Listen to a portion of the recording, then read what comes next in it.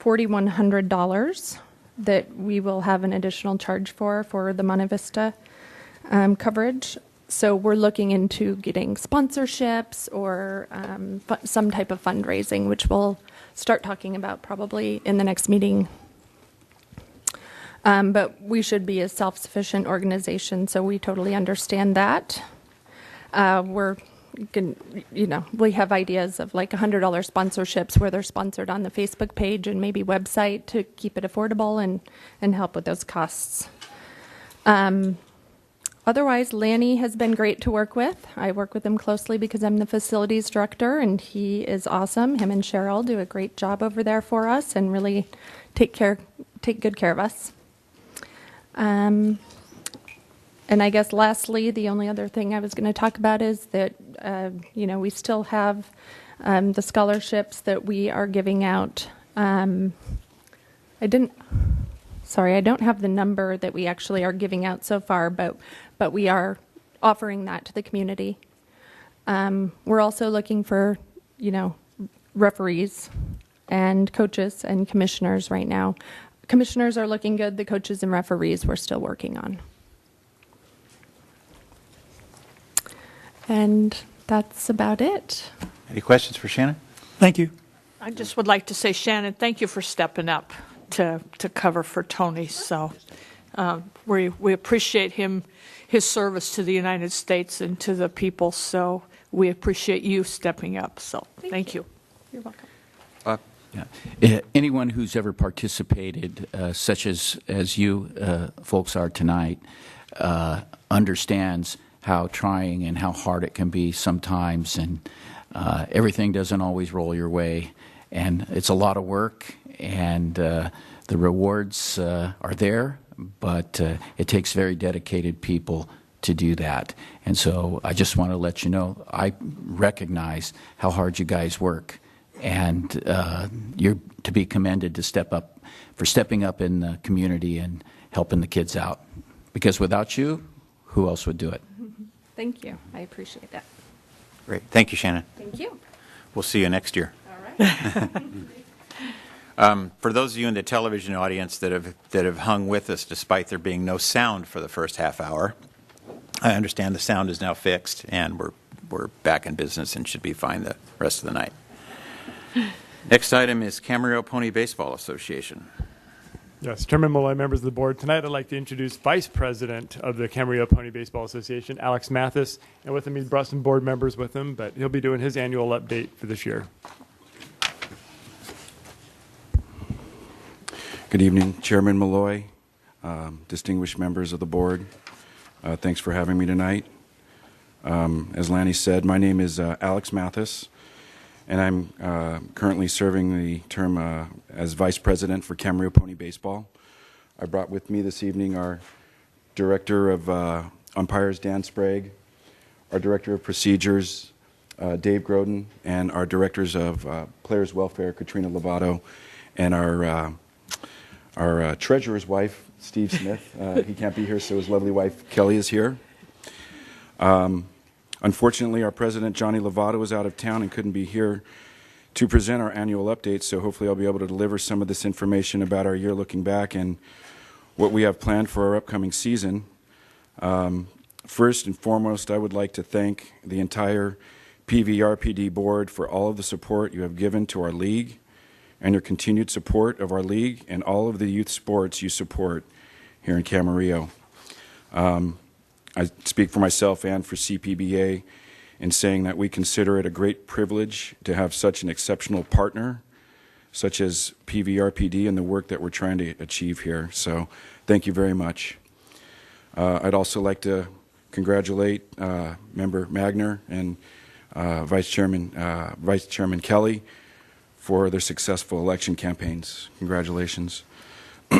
So, last year, Pony on a national level chose to make some changes to the age cutoff dates, which affected all of our youth divisions.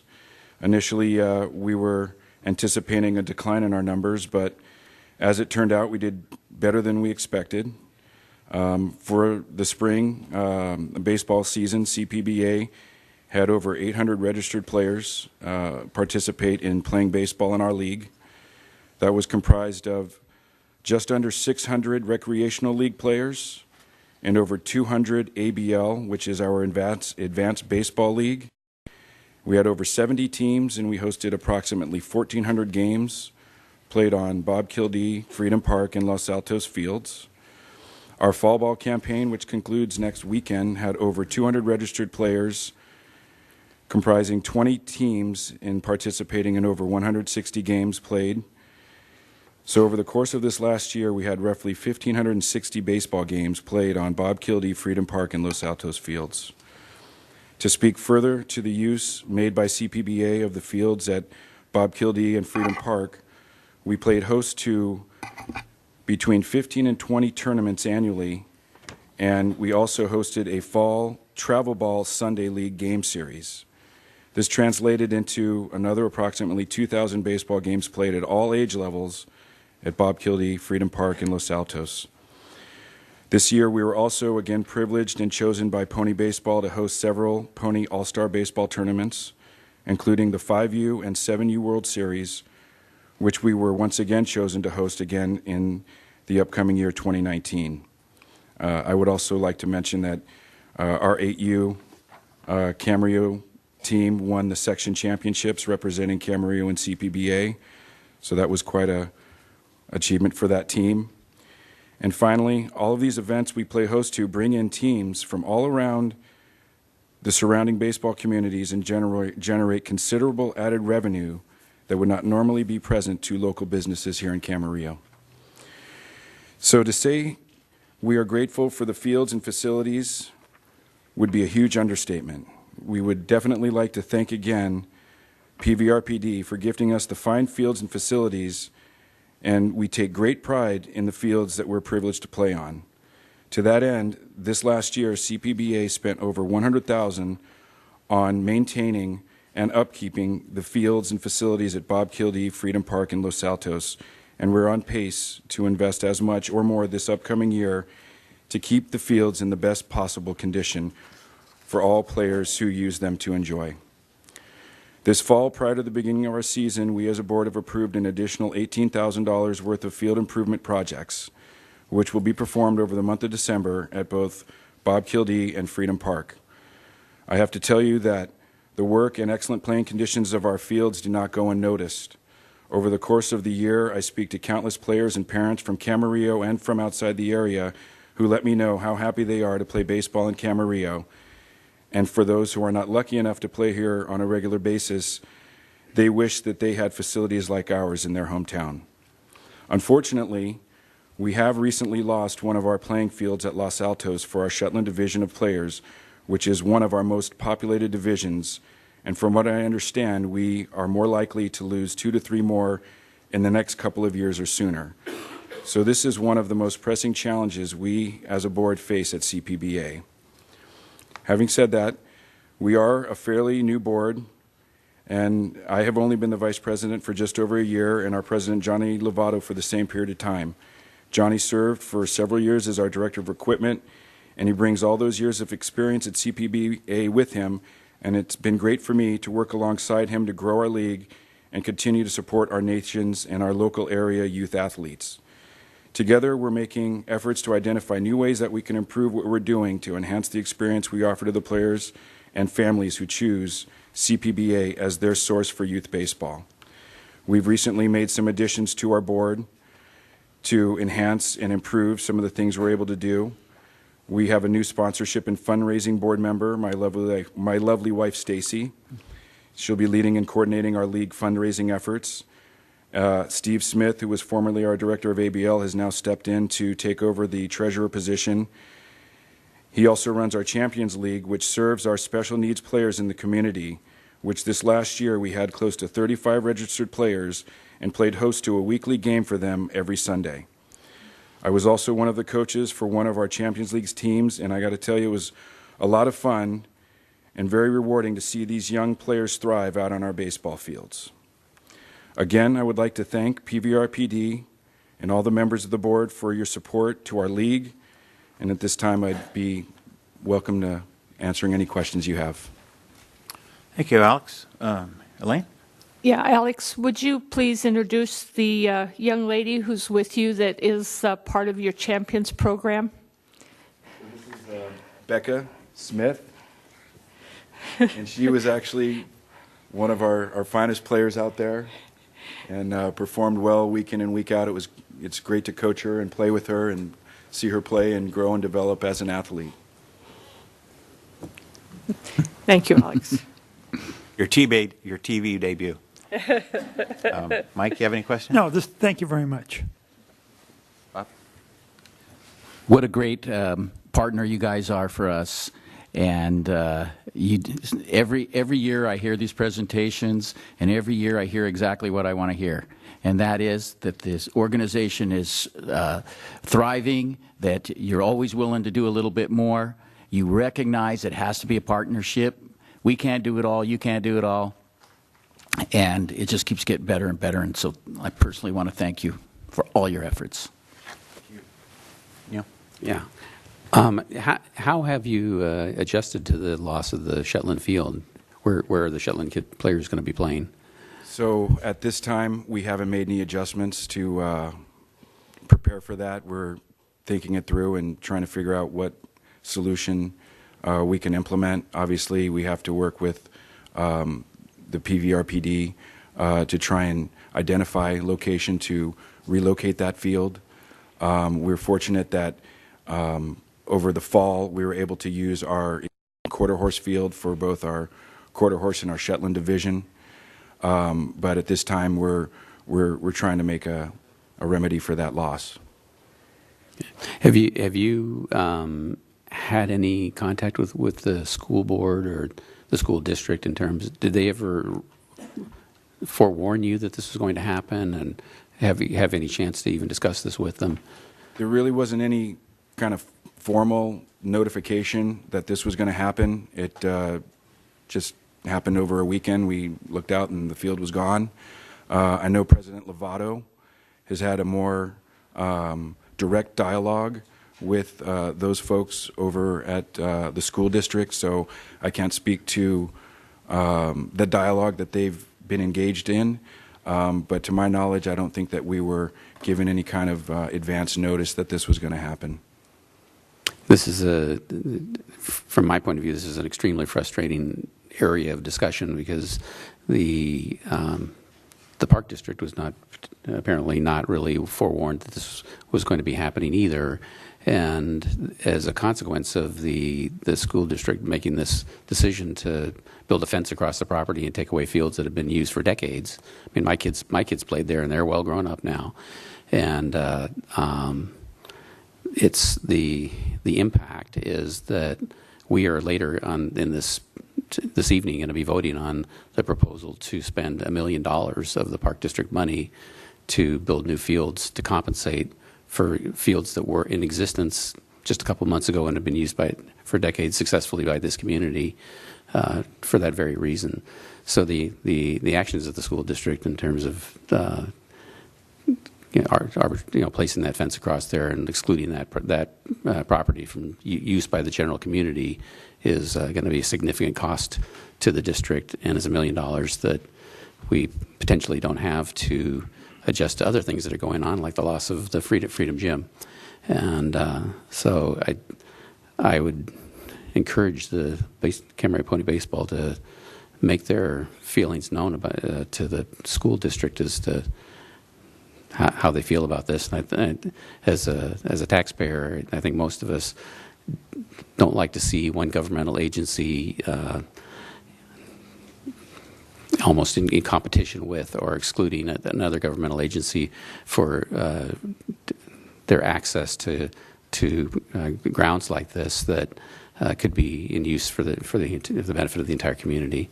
So anyway, it's I'm kind of rambling on about that, but it is to me it's a very frustrating situation where we have a lot of money that's going to be spent to compensate for this loss of these fields. And but anyway, I appreciate all the hard work that you do and the great program that you run. My kids all played Camarillo Pony Baseball, and it's had a great time. So thank you. Thank you, sir.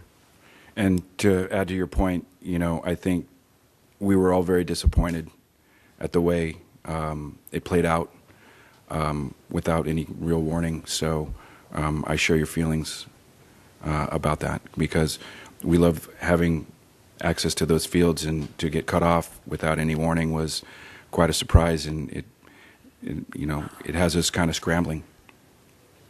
Yeah. Thank you. Thank you, Alex. We'll see you next year. Have a great season. Okay, item D, Springville Dog Park closure options.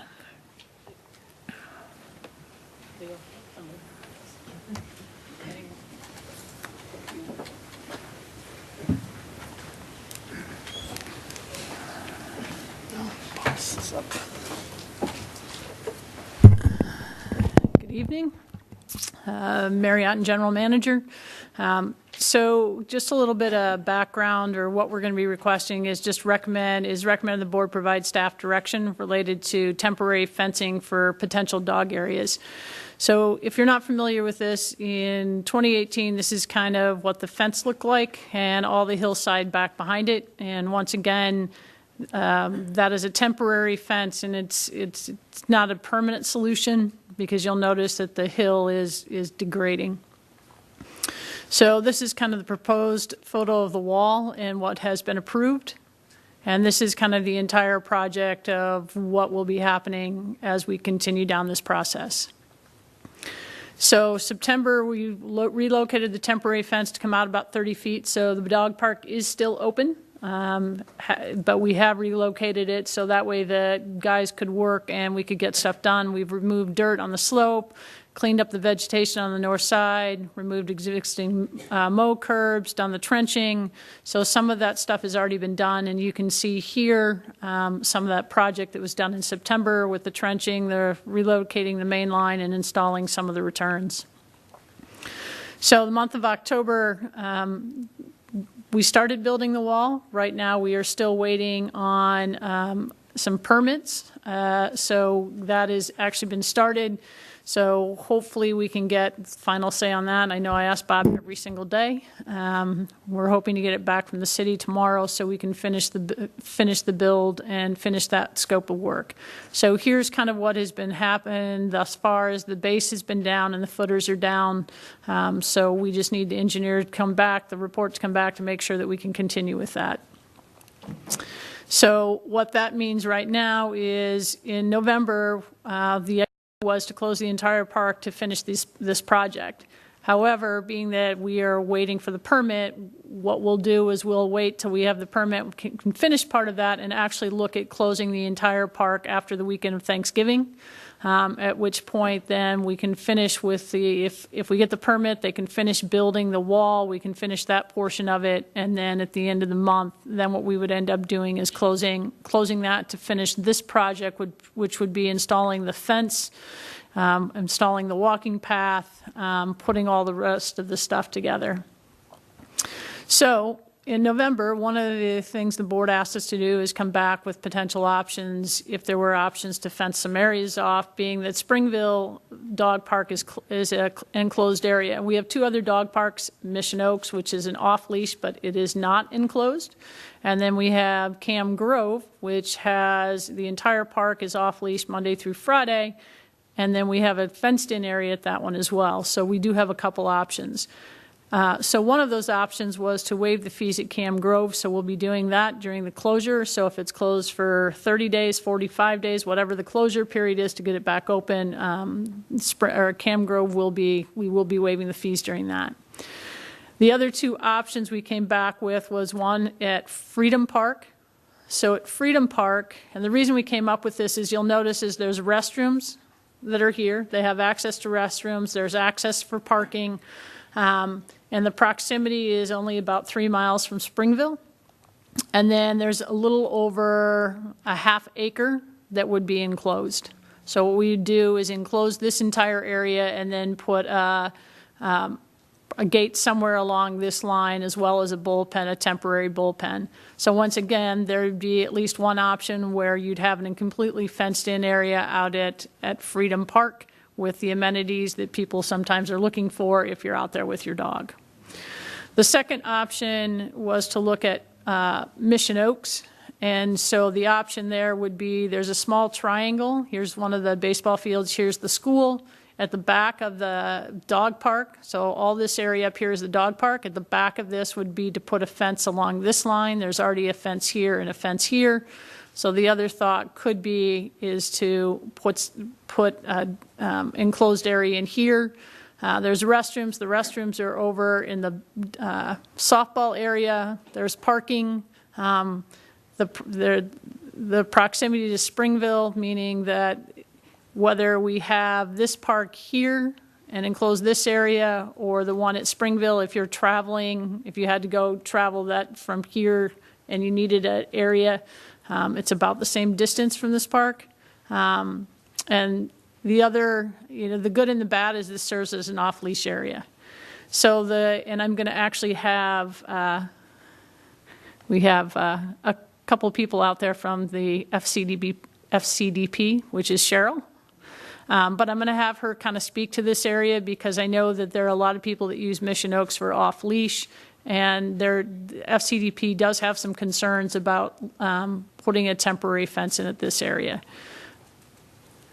The only other thing is the fiscal impact is fairly minimal, so it's $1,500 at Freedom, and that's for 6 months to encase that area, and then Mission Oaks is a little over $500. After that, it'll be a monthly charge, and that gets much higher after 6 months. So the options to look at, once again, were Freedom, and this is over in the corner, and then at Mission Oaks. Cheryl, did you have from the dog park, from the Friends of Camarillo Dog Park, and suggestions? Good evening, everyone, and thank you. First, I want to say that the Freedom Park option we thought was a really great idea. It is really close to Springville. It has the restrooms there, the good parking, and is a considerable little piece of property. By comparison, the Mission Oaks is just like a little postage stamp, and that. There's we potentially see it causing some additional problems.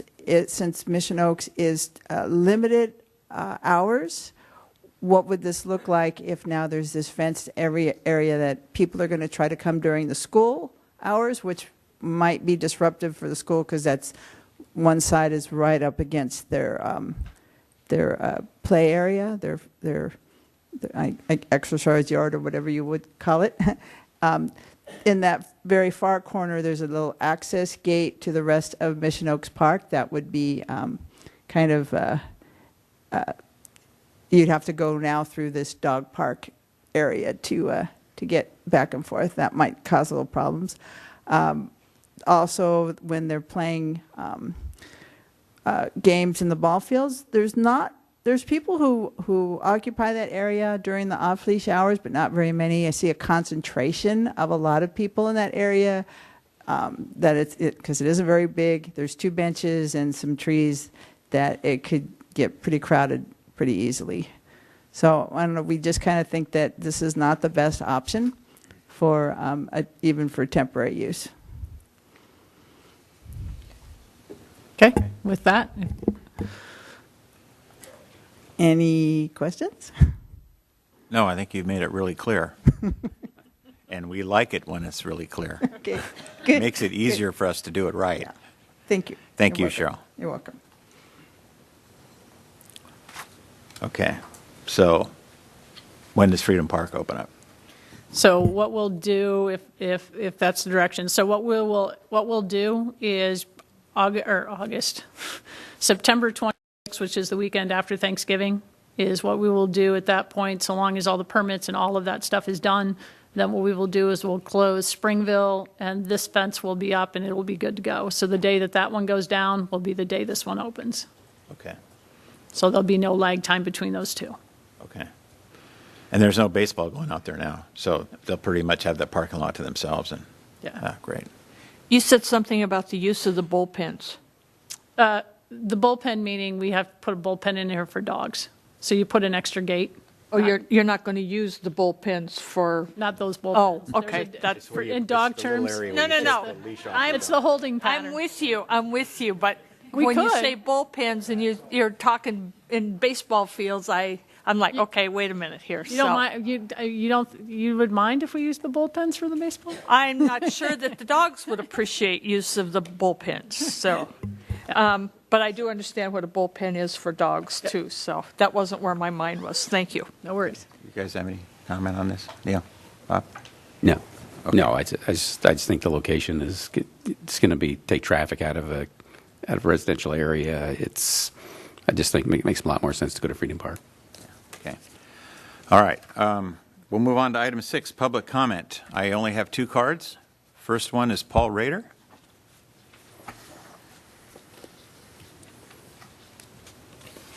Thank you for the opportunity to speak. I am a resident in Camarillo for 42 years. My kids grew up playing baseball with Dr. Nixon's kids.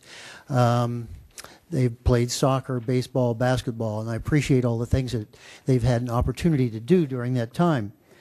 I'm a physician here in town. I did pediatrics 9 years. I've done dermatology for 30 years. But tonight I'm speaking as a swimmer about the Pleasant Valley Aquatic Center. I realize later on the agenda you're going to talk about the fiberglass resurfacing, but I think there is another issue that needs to be addressed. The problem is with the locker rooms and the shower rooms. This was a facility that was dedicated in 1969. It's almost 50 years old. Those locker rooms and shower rooms are abysmal. The plumbing has not worked properly in the urinal for 3 years. The grout-filled tile from that 50 years ago is filled with fungus and bacteria, and it's a real health hazard. And I think it's very short-sighted to address the resurfacing of the pool without addressing these locker rooms where people walk then and go into the pool. So a site visit, I think, would be recommended to the board. I've talked to Macy about this before, and she says, well, they're not going to do anything about the restrooms. And I can only speak about the men's restroom, obviously. The other problem is there's been no professional cleaning. These are the lifeguards. These are teenagers who go there and use a dirty mop to sweep the floors. And they only do as good as they can do. It needs to be really cleaned on a more professional level. And the plumbing needs to be replaced. The plumbing is terrible. As I said, the urinal hasn't worked properly for 3 years. Now, the pool is not a real moneymaker for the district, and I realize that. And there's been no plans to make a new aquatic facility. So I think that it's important to address what you have now, to maintain it if this is what you plan to use, and to address these health issues. I'd be happy to show you pictures of this at another time if you want to see it, or you can go there and take a look. And I think you'll be equally impressed. I'm not a contractor. I was a janitor for 3 years when I was going to school. But I think you could probably put some kind of fiberglass over top of these tile areas. I think you could replace the fixtures and the plumbing. And I don't think it's going to be a big project. Thank you for your time. Thank you for what you've done for the city. Thank you, Paul. Next one is Matthew Lorimer.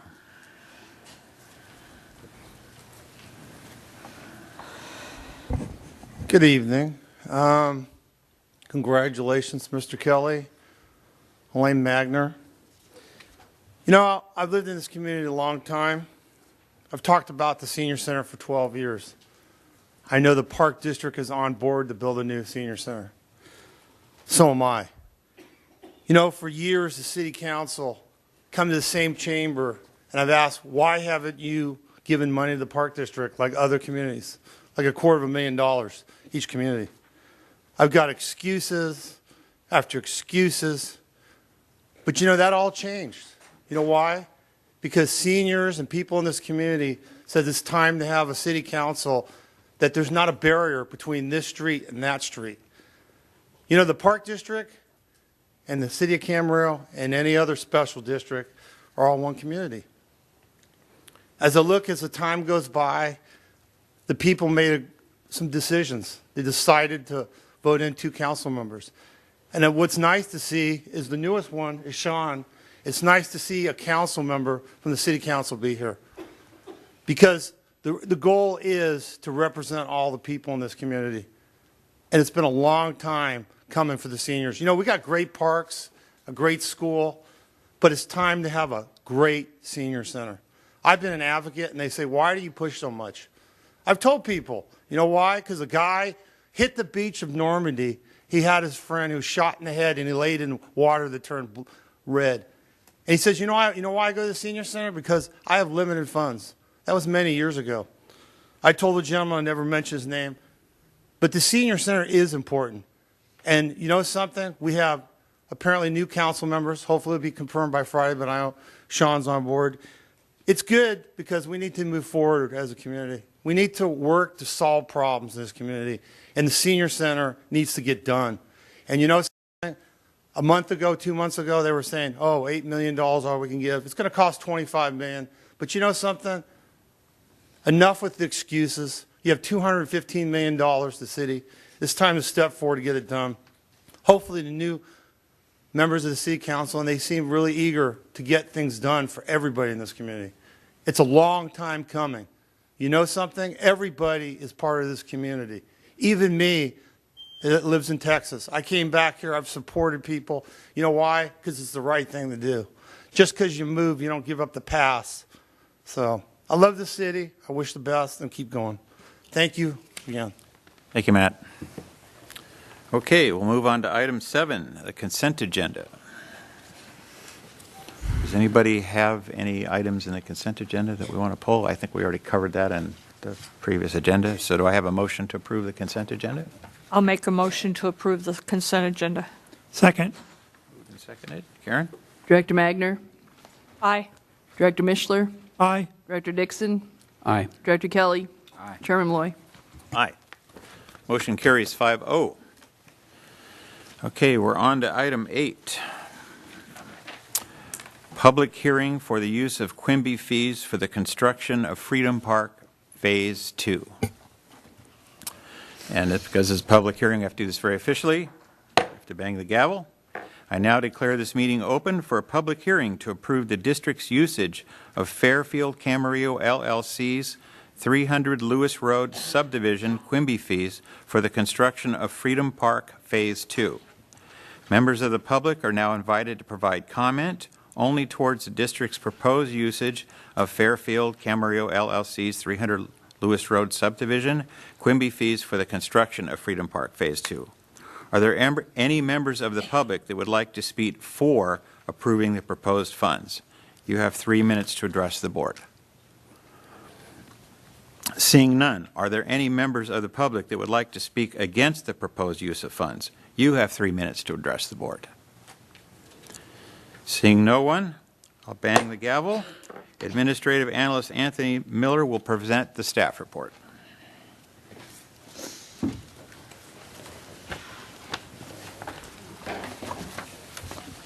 Good evening, Chairman and members of the board. Anthony Miller, Administrative Analyst with PVRPD. And thank you for considering this tonight. The Park District is considering, or the staff is considering a recommendation from the board to review and approve Resolution 602, finding that it is reasonably foreseeable the residents of the Fairfield Camarillo LLC subdivision at 300 Lewis Road will use the planned Freedom Park Phase 2 facilities. On a little bit of background, on January 31st, 2015, the district received $2,250,489 in park in lieu or Quimby fees for the construction of 450 housing units by Fairfield Camarillo LLC at 300 Lewis Road. You may remember that area as a 3M development. In this particular portion, it's iMation on the north side of that development. So, Quimby fees are restricted. They are meant to improve park areas within or which serve the subdivision which paid the fees. On May 3rd, 2018, staff presented the proposed Quimby Fund 30 projects to the board as part of the budget process. Freedom Park Phase 2 was introduced at that time, however, did not include a cost estimate, which is the reason why we are having this public hearing tonight, as it did not include a cost at that time. On July 5th of 2018, the district board approved the Fund 30 budget, including Freedom Park Phase 2. However, it still did not include a cost estimate. On September 6, 2018, the District Board of Directors approved the request for proposals for the construction of Freedom Baseball Fields Phase 2 project. The project is to include 2 new under-12 lighted baseball fields, irrigation infrastructure, power infrastructure, turf improvements, and equipment installations. The City of Camarillo, in accordance with Government Code 66477, requires that Quimby fees be spent within the subdivision unless certain conditions are met. The district must expend the fees within an underserved area if the subdivision itself exists within a served area. The standard for which the city has set that underserved area at is less than 5 acres of parkland per 1,000 residents. And the district must make an evidence-based finding that it is reasonably foreseeable that subdivision residents will be served by the facility improvements. Further analysis from staff determined that the 300 Lewis Road subdivision includes approximately 1,200 residents, 1,211, using the California Department of Finance's average residency rate on the 450 units that have been constructed. The city has determined through their ordinance that the neighborhood by which the Park District is allowed to spend its funds or its Quimby fees is the city's sphere of influence. And the 300 Lewis subdivision, 300 Lewis Road subdivision is served by Pleasant Valley Fields. It is less than, I believe it's actually within a half mile of the subdivision, and it's approximately 23 acres or greater than 23 acres for 1,000 residents. So it is a very well-served subdivision at the time. The current sphere of influence or citywide sphere of influence service rate from the Park District is approximately 3.93 acres per 1,000 residents.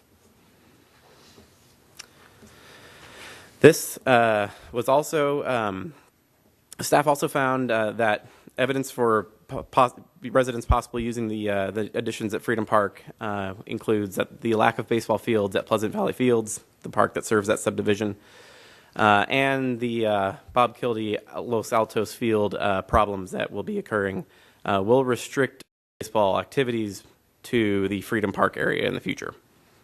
Freedom Park will become the largest district baseball facility as the school district begins to take fields offline. It is statistically likely that up to 5% of youth in the subdivision will play some form of organized baseball in the city of Camarillo. Similar percentages also exist for youth sports of all kinds, including soccer and well, actually football as well. However, this Freedom Park this project is a baseball field construction project. The fields are also slated to be used for other sports, which is why they were included in this analysis. Also, in addition to that, since January 2013, the Freedom Park grass areas alone have been reserved over 9,000 times. And staff determined that it is highly likely that a fraction of total usage, that is a fraction of total usage due to the fact that there is a large amount of passive usage at all of our parks, which we are unable to measure. It is, according to staff, reasonable to find that that there will be usage from the 300 Lewis Road subdivision due to these factors. There is no actual fiscal impact from this action. This is simply a finding. And then staff recommends that the board review and approve Resolution 602, finding that it is reasonably foreseeable the residents of the Fairfield Camarillo LLC subdivision at 300 Lewis Road will use the planned Freedom Park Phase 2 facilities. Any questions? Any questions?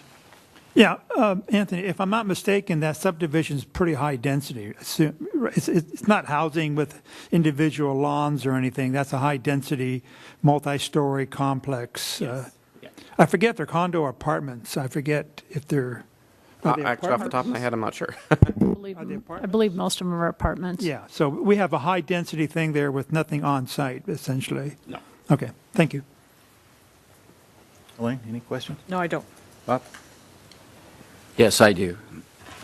As you know, last month we went through a similar situation in regard to some use of Quimby feeds in which the reasonableness finding needed to be discussed and a decision made. This month I have no problem with this report. This report is detailed. It's the findings that are stated in the report literally make the decisions self-evident, especially when it comes to youth sports in cities the size of Camarillo. With a city somewhere around 65, 70,000 people, provided that the project is not dedicated solely to seniors, it's axiomatic that those families that live there will have youth, and those youth will play baseball, soccer, or various other sports. So this particular staff report is excellent and gives me all the information I need to make a decision. So thank you. Dr. Dixon. Yeah.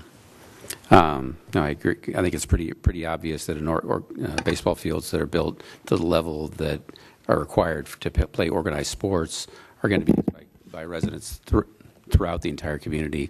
So it almost makes sense that not only the Fairfield area is going to be using those fields, but really the entire city of Camarillo. So. Okay. Any other questions or comments?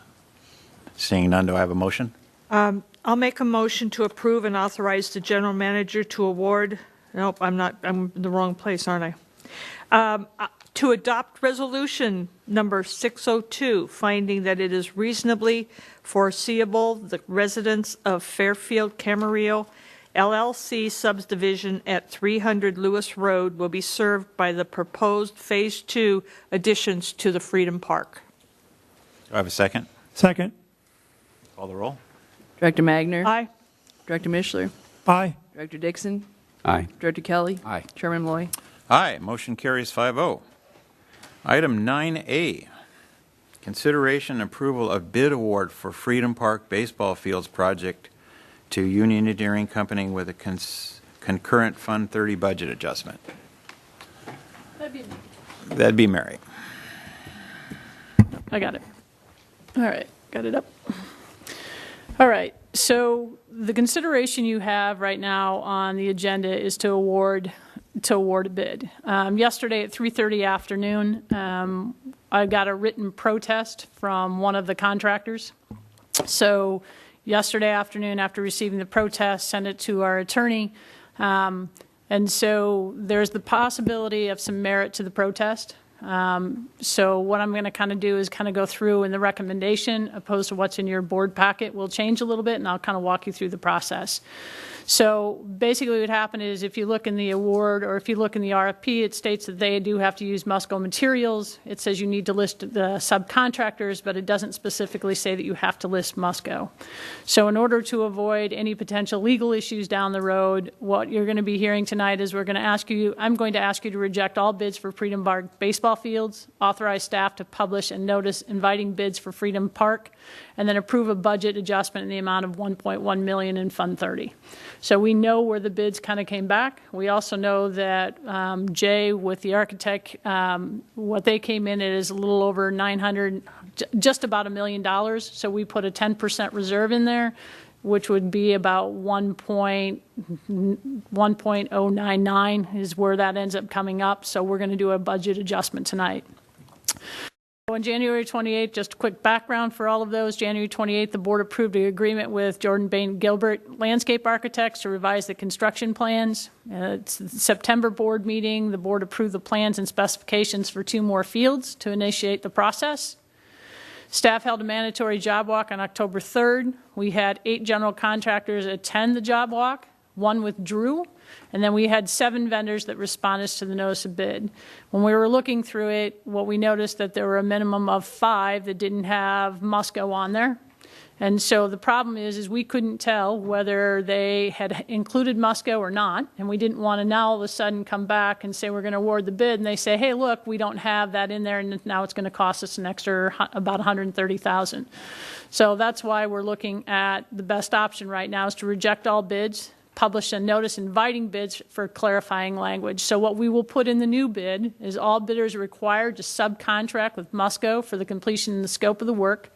Musco Lighting will be listed as subcontractor on the form entitled Information Required Bidders, And then we will have a subsection that has Musco lighting scope of work, which will include all the parts of the bids for them specifically, so there will be no questions of what that looks like. So by doing those things, we will clean that up a little bit to make sure that there is nobody wonders why or if they need to put Musco lighting on there, so it's very clear what needs to be on there and that needs to be included as part of the bid process. Going back out, it'll take 2 weeks. We don't have to go for a month. We'll get all the documents ready. This is the only change that we're making to that. So what we'll do is we'll put it out on Monday, 2 weeks. We'll get it back November 26th, if I'm correct. And we'll bring it back to the board in December. So tonight, it is recommended the Board of Directors take the following action: reject all bids for the Freedom Park baseball project, authorize staff to publish a notice inviting bids for Freedom Park baseball project, and approve a budget adjustment in the amount of 1.1 in Fund 30. I've also got, Anthony's got copies of the addendums that will be going in there, which are the Musco, all the specifics for Musco. So we have extra copies in the back as well. I've got Jay here if you have any specific questions for Jay, but like I said, I think these were the addendums from Musco, so all of those will now be in there, so there should be no further questions from the contractors. And on that, I will take any questions. Just for my own education, what is specifically a contractor's protest? So they're protesting that. So we had 7 bids come back, and so the protest is it wasn't clear that because we had, if you look in the addendums, it says Musco Lighting Subcontractor, and so what they're saying is that because it was put in here that there was the assumption that you already had Musco and it was already a subcontractor. What we couldn't tell going through the bids, because the bids ranged, we couldn't tell if they actually included Musco's cost or not. And so what we had said is if they had Musco listed, they had to have Musco listed. Our attorney took the route of being that it did not specifically say that you had to list Musco as the subcontractor. We said you had to list subcontractors, but because it did not specifically say Musco, they might have a reason to believe that if we ended up having to go to court, there'd be some leeway. So being conservative about it, we said, fine, we'll reject them all. We'll come back. We'll have the wording correct. We'll put everything in there to make sure that it's airtight and there's no reason for anybody to protest. And secondly, that there'd be no reason to come back and say, oh, it's going to cost us more. So that language, based on how one of the contractors might use it, could result in a competitive disadvantage? In their bidding? The current? Well, I'm not sure if the thought was that they might not use Musco and use a cheaper outfit and make more money that way. Is that what the concern is about? Yes, that's one concern. And the other concern that we had is because they didn't list them, is that they would go out, or what would happen is once the bids came back, and we actually know this happened with one of them because they took their bid out, is they had a low bid and then they forgot to add Musco. Well, now all of a sudden that bid may not be low bid because we know that Musco's cost is about $130,000. So now all of a sudden that low bid is not low bid because we can't verify that they have put Musco in there. So then you would, instead of getting baseball lighting, you get a lawsuit? Correct. Okay. Well, you get a request for a really expensive change order. Yeah. Correct. Like we got at Village Sports Park for $500,000 of grading dispute when we weren't as clear as the contractor thought we should be. Correct. So, yeah, this can go sideways really ugly in a hurry. And in this case, we have to use Musco because the fixtures are going on light poles that already have Musco fixtures and already have Musco controllers. And so, that's correct. We don't have any ability to take same as different flavor. Correct. In this particular application. Okay. That'd be correct. That wasn't clear in the discussion. Sorry about that. Yeah. Well, we know this stuff because we do this stuff, but to the people watching, they don't know. Why don't they just use the cheaper guys? But it's not really an option technically. No. Okay. Any other questions or comments? Yeah, just that the $1.1 million adjustment to the budget, that's just in anticipation that we're going to bring this back and approve it. Is there a reason we need to do that tonight rather than doing that simultaneously with accepting the bid? We did it tonight, so that way they would be approved, and since we were also, just to make it flow a little bit better, since we're also doing the Quimby fund, or we also did the public hearing. So we've done the public hearing, we're approving the 1.1, and then we'll come back, and then we'll have the bids. So it was just to make it flow a little bit better and approve that, so we don't have to do another public hearing. Well, would we, if we were to not make the budget adjustment, that would not require another public hearing, would it? The public hearing, in my understanding, was just allows us to make that expenditure. It doesn't require us to make it.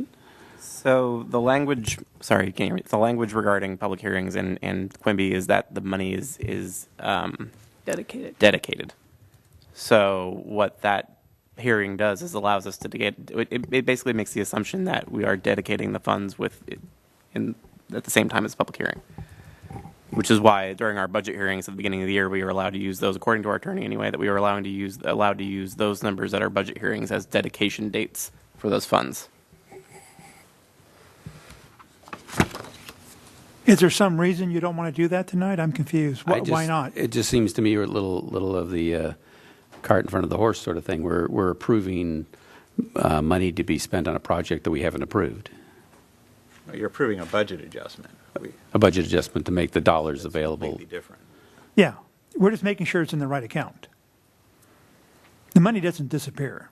No, I'm not worried about disappearing. Yeah. But we are then, as I see it, we are allocating $1.1 million to a project, but the project we haven't even accepted a bid on the project. Which is typically what we do, like through the entire budget season. That's kind of what we do. All the projects are usually, as we go through the budget, we just didn't have a really good idea when we went through the budget process what this would be. So we didn't want to allocate $2 million when we didn't have a good idea what this one was. For the other budgets, like with all the other projects, we can at least kind of get a rough estimate of what this looks like. This one, we really didn't have a good idea until we actually talked to Jay because of some of the changes on it. So now that we have an idea of what this budget will be, based on the fact that he's already come back with estimates, we've kind of seen the bid ranges and already know what that looks like. That's the reason we were moving ahead with this. And go ahead. And all this really does is set the limit for our budget. It doesn't. We're going to still get new bids, and we may get one that's $800,000. Correct. Okay. All right. Elaine? Invitation to bid. Okay. Where it will only be, since we've done the walkthrough and everything, it'll only be open to those 7. It'll reopen. Okay, and we'll do another walkthrough if we need to, if there's additional people? Or are we going to do a walkthrough anyhow? We'll do a walkthrough that way in case we get any other bidders. So that way everybody's looking at the same thing. So we'll put a walkthrough and all of that. It's a lot less time. There's a 2-week notice, so. Okay. All right. Thank you. Great. Mike?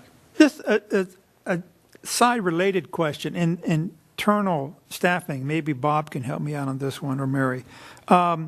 If we do move forward with this at some point in the future, and we're going into the implementation phase, what is the plan for project oversight? Are we going to be doing it internal with our own staff? Do we have the staffing to do that for a project like this with everything else going on? Or is there a potential that we have to go outsourcing to bring in a project manager to oversee this, or we don't need that?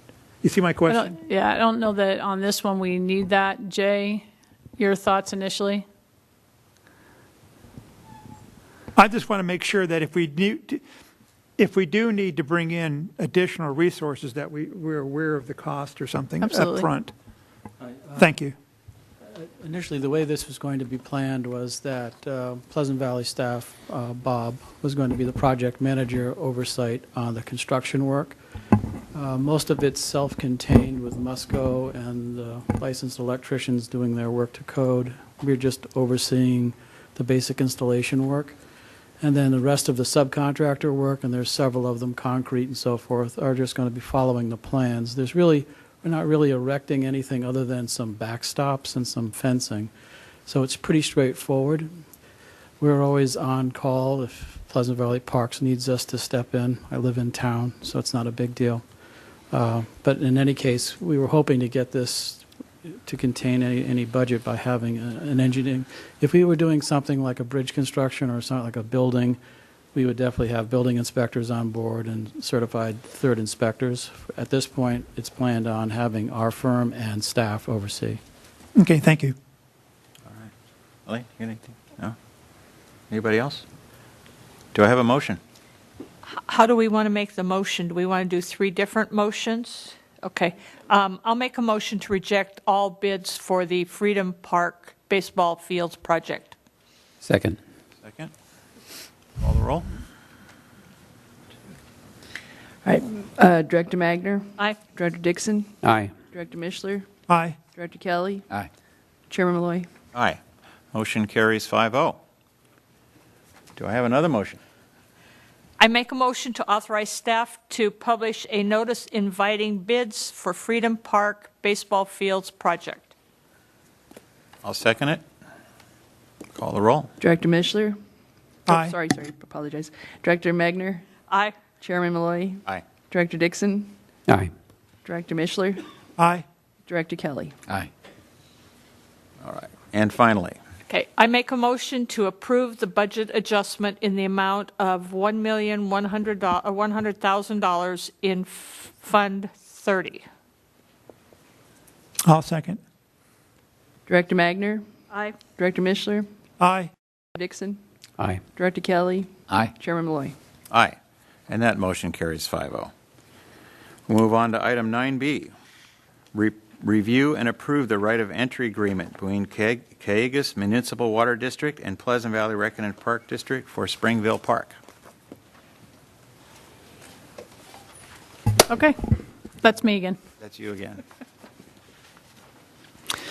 All right, it is recommended the board review and approve the right of entry agreement between Caligas Municipal Water District and Pleasant Valley Recreation and Park District for Springville Park.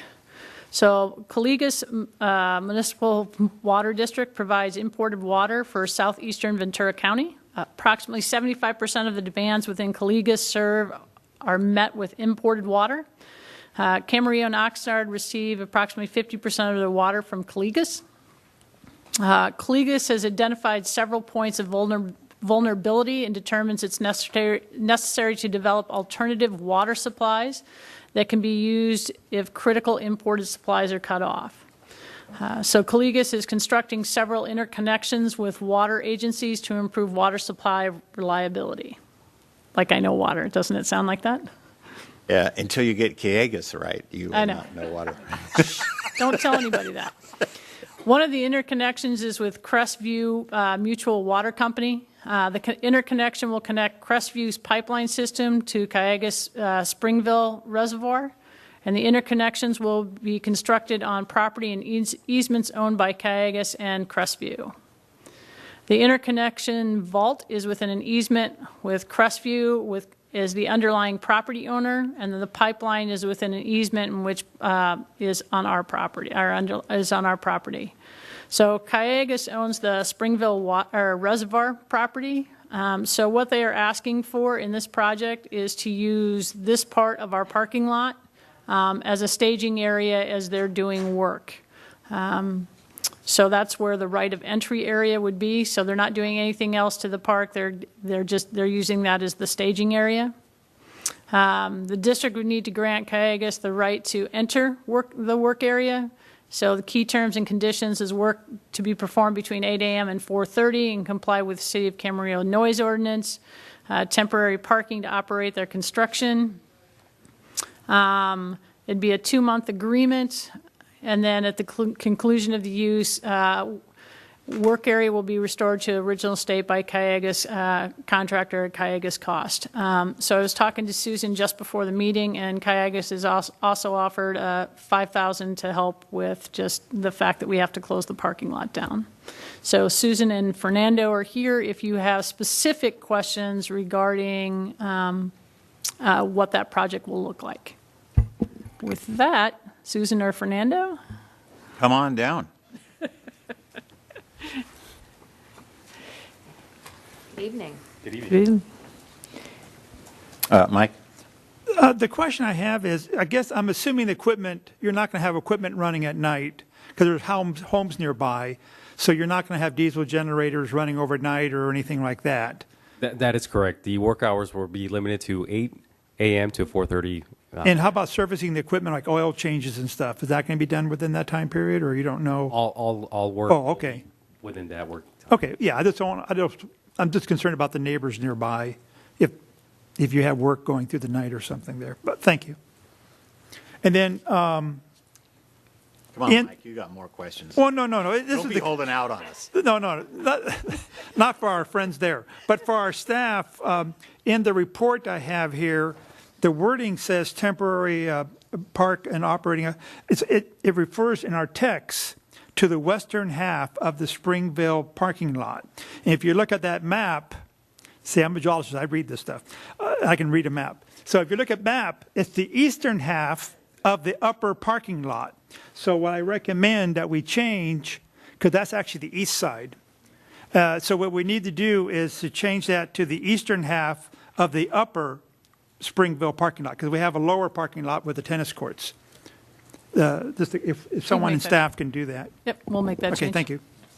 Okay. See, he That's lets all. you off easy because he likes you, Susan. So, That's good. Elaine. Not over yet, though. I can read maps too, but I don't have that question, so, no, I'm fine. You're Thank good? you. Okay. Yeah, is there, it may be on here and I missed it, is there a projected start and completion date? Yes, we will be awarding the project next week, and we probably will have a pre-construction meeting sometime in middle of December at the earliest. Okay, because we have a lot of other work going on at Springville. Yeah, Springville the Park. contractor will likely not set foot on the property until probably late January. Okay. And how does that coincide with the timing of our other work that we have going on? So that won't affect it. It'd be nice if both were closed down at the same time, then we That's wouldn't what I have was to thinking, worry if we about could it. minimize the discomfort to our Fernando, dog users. how long did you guys think that the work will actually take once you guys get going? The entire project, we have 5 months for the entire project, but that includes the facilities that are being constructed outside the work area. So this area is just 2 months. Just 2 months. Okay. So we don't really know how whether we can minimize the disruption of the use of the park by having because we have work going on there too. So if they could be done simultaneously, that would minimize the disruption of the use of the park. Yeah, and the other thing we can do is being that we're out at Freedom and we already have that fencing up, we can leave that up longer if it's going to be an issue. So if all the work is done and we open this in December or January, we can leave that one open as well, just to help mitigate that. So.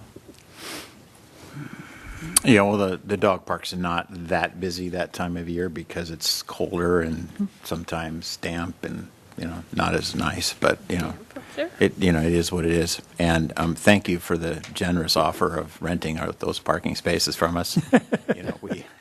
Yeah, I know. Do you guys think you could come up with another 5,000? My arm's still sore from talking to Mary before the meeting.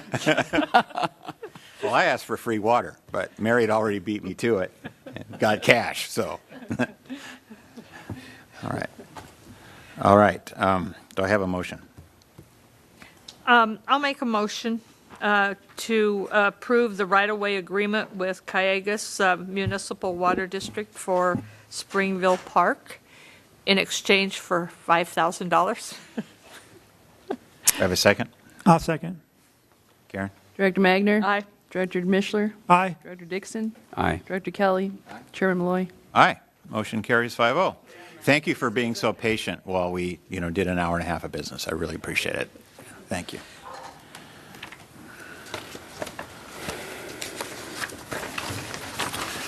Okay. Item 9C. Good evening, Chairman Malloy, members of the board. Tonight, we will be looking at hopefully we're here to approve the agreement for the resurfacing of the aquatic center pool. Pleasant Valley Aquatic Center's pool shell has been deteriorating over the past couple of years, and now is in need for repair, as we've discussed previous meetings. The recommendation tonight here is to authorize the general manager to enter into an agreement with RDS Systems, DBA Aqua Creations, for fiberglass resurfacing of the Pleasant Valley Aquatic Center pool.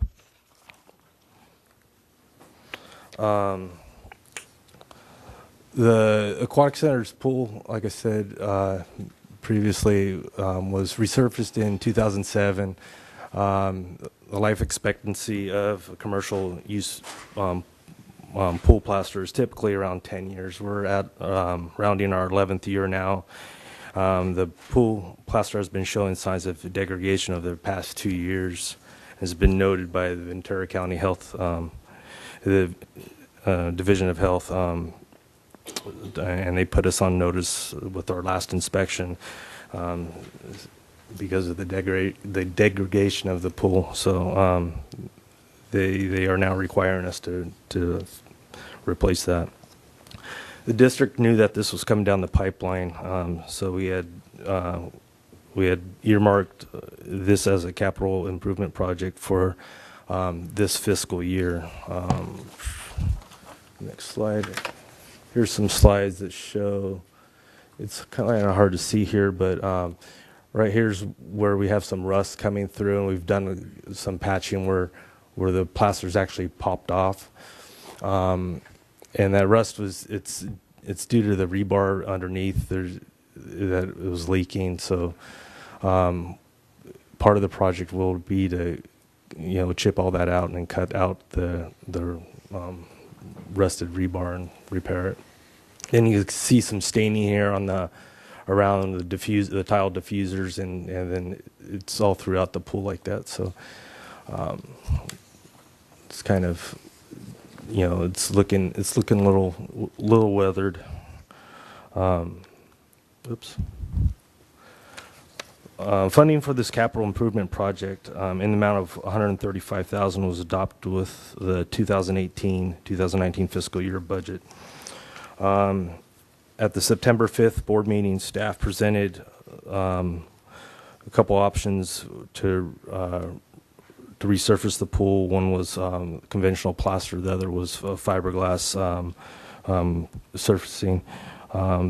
The board approved the bid specification and authorized the staff to solicit proposals for resurfacing using fiberglass as pool surfacing.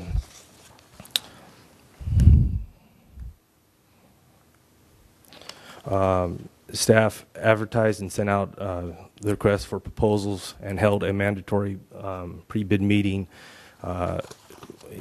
in the middle of September for that. Two reputable, well-established companies attended the mandatory pre-bid meeting. One was Advanced Pool Coatings. They were out of Northern California, and Aqua Creations. They're a local company that operates out of Ventura. Proposals were due on the 10th. The district only received one proposal from Aqua Creations. The staff went ahead and reviewed the proposal, checked the references, made sure everything was covered in that proposal. We interviewed Aqua Creations, and then the district staff is now recommending that Aqua Creations be considered as the contractor to carry out the project. The project scope would be for Aqua Creations, if selected, to submit plans to the Ventura County Environmental Health Department and the City of Camarillo for permitting. Prepare existing plaster surface by grinding, patching if needed. Treat rust by removing tiles, plaster, gunite, and oxidized rebar to the point of zero moisture intrusion, and coat the ends of the rebar with epoxy.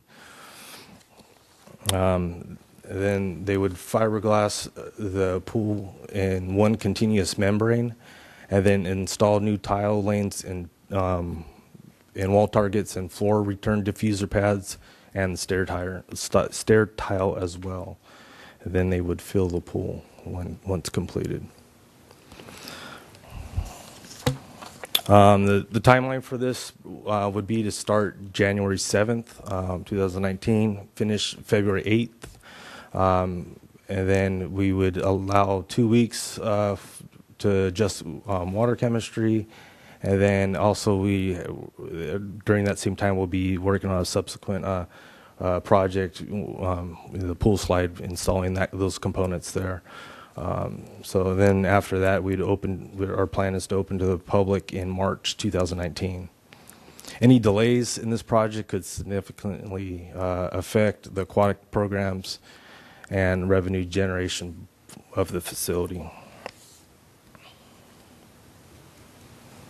An allocation of $135,000 for this project was approved with the budget's board adoption of the 2018-19 fiscal budget. Staff had estimated that fiberglass option would come in about $25,000 more than the budgeted amount. Aqua Creations' proposal came in at $160,998. If the board chooses or decides to authorize the general manager to enter into an agreement with Aqua Creations, we would need to reallocate funds in the amount of an additional $25,998 that would be needed to execute this project. And our recommendation tonight is to authorize the general manager to enter into an agreement with RDS Systems, Inc., DBA Aqua Creations for fiberglass resurfacing of the Pleasant Valley Aquatic Center's pool. And tonight I have Rich Dietz.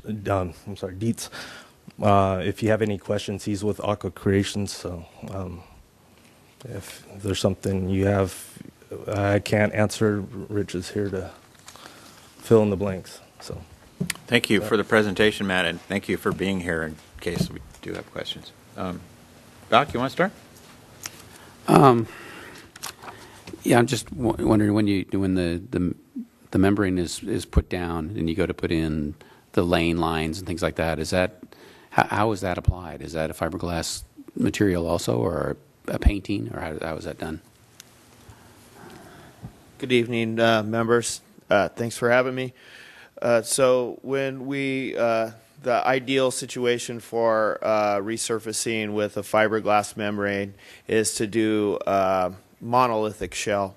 And so in doing that, generally we key our product in on the bottom of the waterline tile, or right at the spill where the 6x6 tiles, in this case in your pool, we key our that's where we start the seal. And then everything from within the shell of the pool, we want to do this application, which is a 6-stage application. And so essentially, after the preparation and the initial glassing of the swimming pool, it's a complete sealed shell to moisture.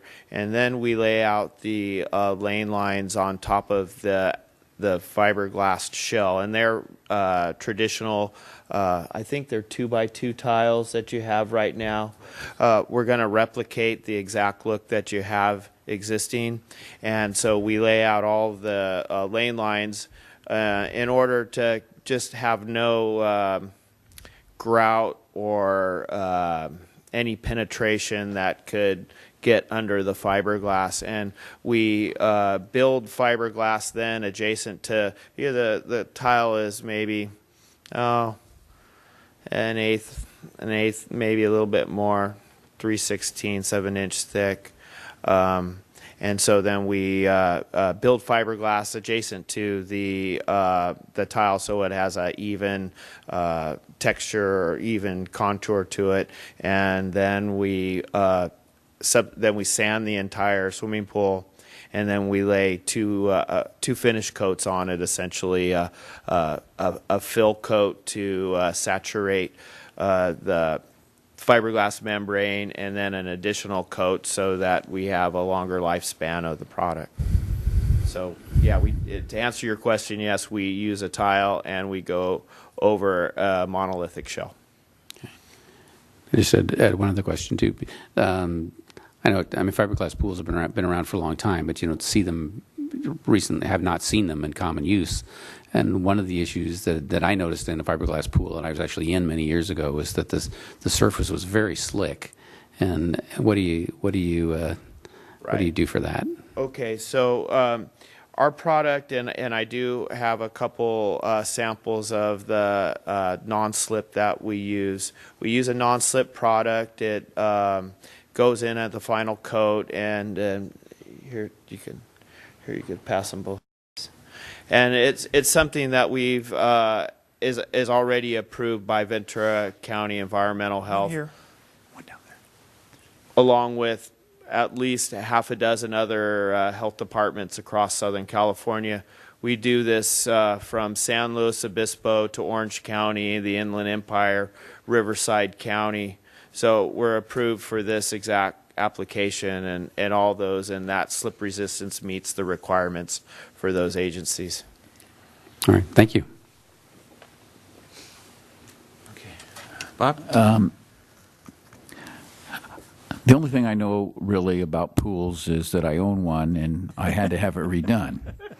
So what I'm asking you is the way that we're doing this, is this the best way to do it? This is the best application that you could do for longevity, chemical use, cleanability. It doesn't react to it doesn't change the chemistry of the pool water. And so as far as longevity, I have the CBC base that we did 21 years ago that's probably about there, ready to do. But commercially, 20 years is something I regularly get. We've been in business. This is our 28th year. It was started by my parents. And over that course of time, we've been fortunate to do about 7,000 resurfacing applications with our system, which in its current state we've done since 2007. So there has been some additions to our application in terms of coats, I guess, if you will. We call it a 6-stage application right now. And commercially, it's just really dynamite. So it is a great way to go for longevity. Thank you. I'm hoping we don't have any board members here 20 years from now when we have to do this again. You told us. Mike. Just one stupid question, and I asked Matt before.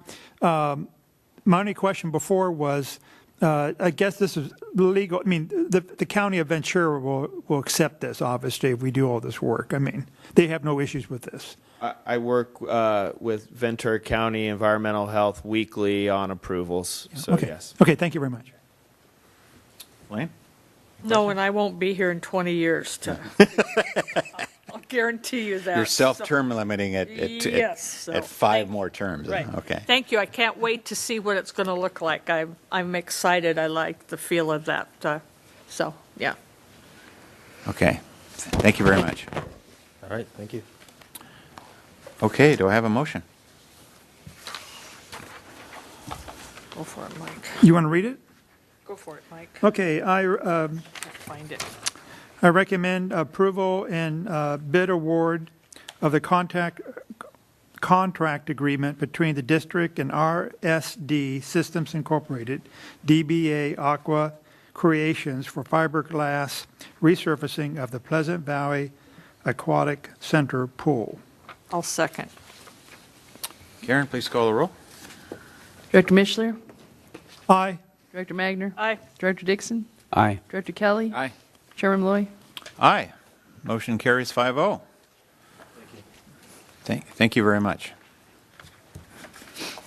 Okay, item 9D. Update on proposed placement locations for a new picnic shelter at Pitts Ranch Park. Right. Good evening again, board. Tonight we're going to update you on the proposed placement of locations of a new park picnic shelter at Pitts Ranch Park. Recommendation tonight is that we're recommending the board of directors to provide direction on the placement and location style of the additional picnic area structures at Pitts Ranch Park.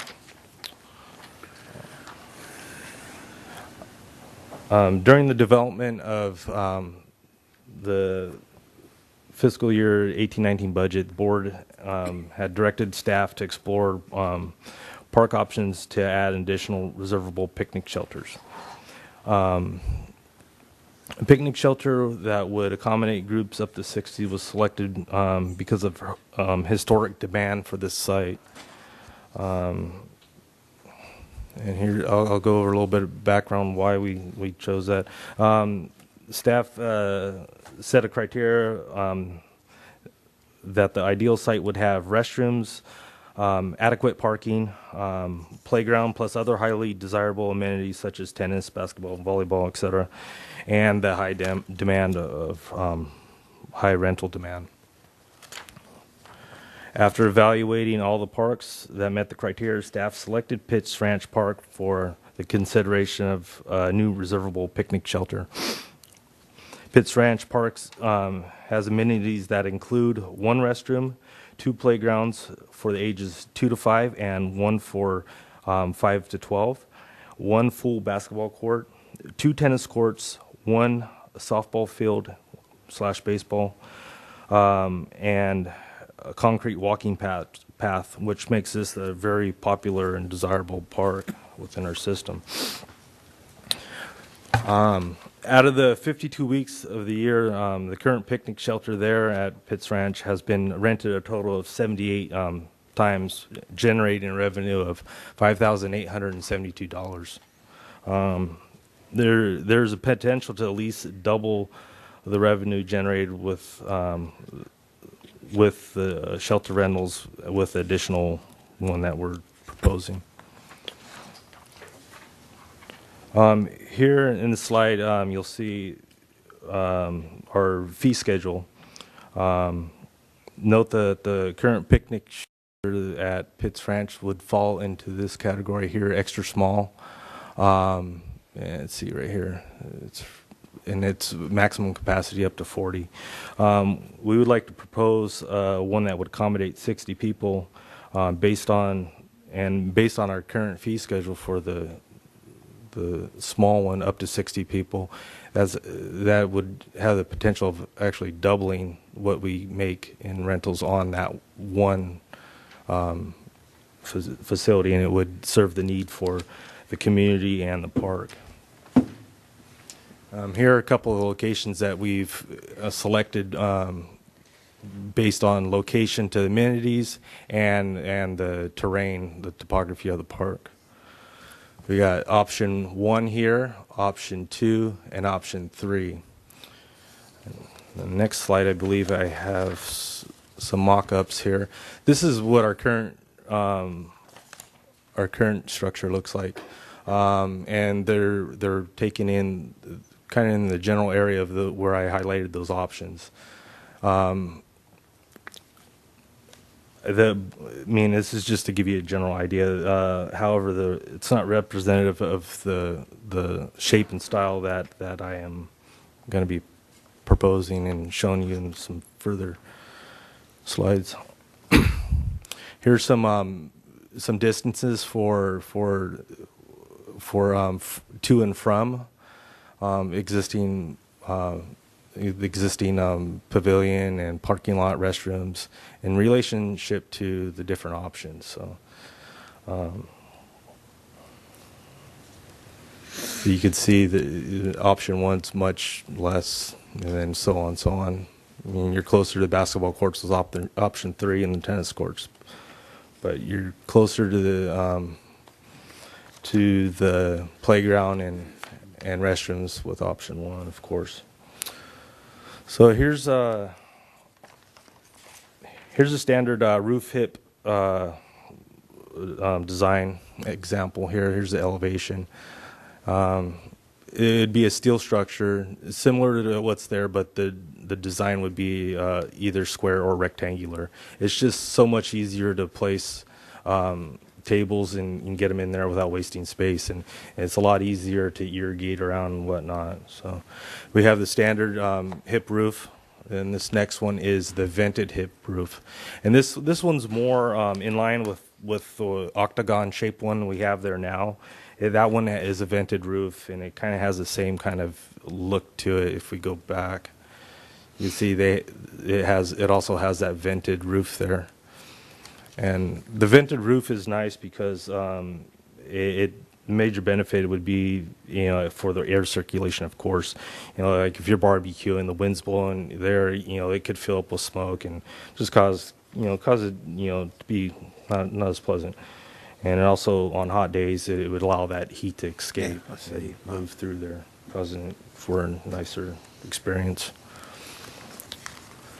So at this time, there's no fiscal action required on this, or I'm sorry, no act.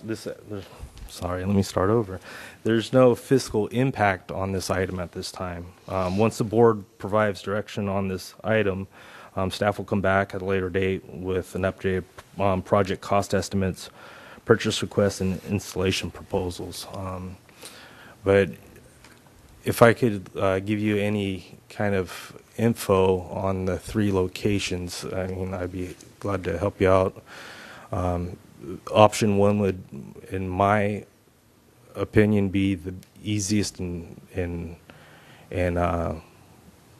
probably most cost effective. Which one? Because with these other ones, The red one, I'm sorry. With this option here, because it's more level, there's not too much in elevation change. There's more elevation change with these 2 options here.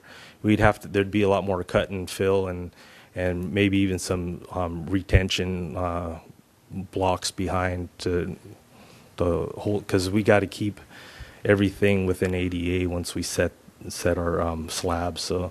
So from, let's say, from this sidewalk here, if we're pulling in a sidewalk from there, it'd have to be only 2%, no greater than 2% from this sidewalk to that slab. So that poses a challenge in these 2 areas. However, it could be done. It would just require probably some more engineering and the cost of it would definitely be a little more, upwards around $25,000. It could be, depending on the size. So, I have a question. Really, it's for Karen. Because option 1 there is closer to the existing area, would it be possible that we would rent it more frequently to groups that wanted both when they were that close together? Would that enhance? Probably not. No, but you would be able to get, I was looking at that too. I was worried about maybe they're too close, but in reality, if you think about Mission Oaks, we have 3 shelters adjacent to each other, and we rent them all individually, and we don't have a problem. And what's nice about option 1 is that it's closer to the restrooms, and you can still have a sight line to the playground, which is huge. That was probably my biggest concern regarding the other ones is pretty far away. As a parent, I like to have eyesight of my kids if I'm at a barbecue or whatever. So I think being closer, I mean, you are closer to the existing one. However, we're still at 100 feet from there. So it's actually a little over 100 feet, but just right in there. So I mean, that would be my opinion on it, or my input. Elaine? Matt, could you go back to the map a quick second, please? Sure. Okay. Oops. There you go. That elevation, because you kind of come down to 1. I'm talking about to 1. Yeah. Okay. You kind of come down there, but that levels off there, doesn't it? So that there shouldn't be too much that you're going to have to level off. That's pretty. Yeah, we were about in this corner. We were about 6 inches lower than we were at the toe of it, I would say. Okay, so for ADA, that's not going to be a problem. No, we'd Okay. actually have to cut into the soil there to make Right. it level. So, Okay. but in this area, it would be easier to naturally kind of swale it and Okay. allow for Okay, and how big is the footprint? the foot. What I would be proposing is somewhere around 30 by 30 or 34 by 30. I laid out the picnic tables, and it's just a little over. With a 30 by 34, I could fit in, I believe it was about 68, enough for 68 to sit there. Okay. So it's a little over 60, and that's with, it's actually like 70 if you count the handicap accessible spots. Okay, thank you. Mike, any questions? Yeah, on option number one, that's my initial, I agree with you, that I think that's probably the best spot. But for water gradient, when it rains out there, which way is the water going? Are you going to be able to divert it around there? Right through this corner here. Okay, so you will be we able. would be able to divert it around. You'll be able to divert it. So Yeah, that's currently there's a drain right here. okay. So you will be able to put it in and have the water go. I don't want the water flowing across it. Of course. No. Yeah, we would Divert it. divert it, around this back corner. And then, Okay. And then the other thing is, I don't like option number two because to me, hypothetically, and this is way down the road, if we had to extend the parking lot, one option would be to, that we could push out the parking lot if we had to at some unknown time in the future. Yeah. That would be going into option number two potentially. Yeah, So this will leave that open if we ever had to do that. that's a good point. I didn't even think about that. Okay, thank you. Any other questions? Yeah, I have one more question. That pavilion does not have electricity, am I correct? The current pavilion? No, it does not. Is there any way we can do electricity to the new pavilion, or is that just too Yeah. cost prohibitive? Well, with the amount budgeted, yes, it would be cost prohibitive, but we could. I mean, part of my plan would be to have the cutouts in there so we could, and have it all stubbed out so we could bring it to in the future. So we have outlets right inside the posts. There'll be covers for now until we get electricity out there, because we actually do have conduit that runs from our building over here to the backside of this tennis court here. So, we could intercept it. We would have to tone it, trace it, and intercept it, but that would be an option down the road, definitely. Okay, thank you. I'm sorry. Karen, does that impact the rental amount when they have electricity? Don't we charge for electricity? We don't charge for it. They ask for it, but in general, it's not needed too much. It's usually for entertainment or something, crock pots, things like that. But like all the generators, anything that any of the jump companies bring, they all have to have a generator. Yeah. Let me ask, I'm sorry, another question would be the water. Do we need to have a sink out there or anything, or not really, Karen? No, I wasn't. We can get by without a sink? Yeah, for that size, yes. Okay. Yeah. On the second page, the analysis, it says the board presented three options, one near the softball field. Did you? That was our original plan, but through discussion and that was kind of pulled off the table. It was not really viable because we didn't want to, I believe. So it's part of the reason because that area over there on the other side is used quite a bit for open space, as well as we do quite a few programs over there. So the concern with that is if, depending on where you put that, you're going to have to put it fairly close to the street, which probably isn't ideal for kids. Because the other thing is you don't want softballs and such flying over there during picnics. So that's the reason we leaned over toward the other side of the park. How often is that softball field used? Is it commonly used? I've actually never seen anybody on it. There's probably more pickup and people that'll go out. So even if you have people that are having a picnic that would use that softball field or just use it in general, that's typically where you potentially have issues.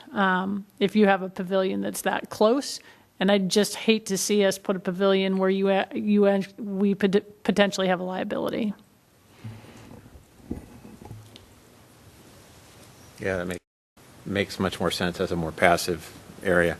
You going to have an irrigation problem between the sidewalk and that? That's a pretty small space. Actually, where this is, where this is at, it'll probably be about 15 feet within the 15 to 20 feet between the sidewalk. No, we could manage that.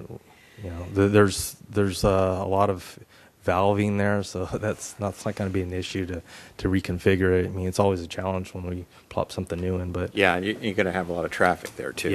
yeah. So I mean, yeah, it's manageable. We could figure it out and make it work. I bring it up because I know it'll be a challenge if you just ignore it, because the sprinklers that are along that edge now are probably project 60, 70 feet.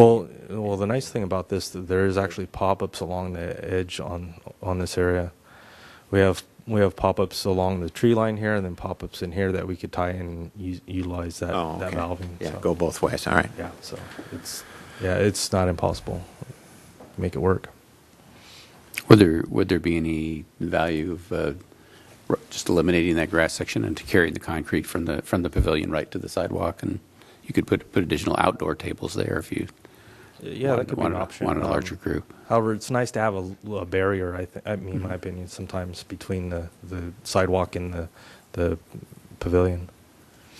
So, but yeah, It certainly looks more attractive than concrete. It's just I always worry about small strips of grass. They struggle in high traffic areas. So I guess we could always do it if it turns out we can't keep the grass healthy. So, Any other questions?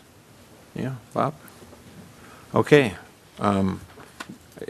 It seems to me that we focused on option one. So, Elaine, you have something? Nope. No? Okay. Option one sounds good to me. Okay. Well, I think it's that's our all the direction you recommendation need. Yeah. for the board to provide us the direction. So Yeah. go ahead. Okay. Thanks, Matt. Oh, and then also, if you give me a direction on the type of roof line that would be appropriate for that you guys would recommend for that. Yeah, the open air one, I think. Yeah, the open air one. Okay. So it looks like the other one. Yeah, obviously. Okay. Yeah. Thank you. Yeah.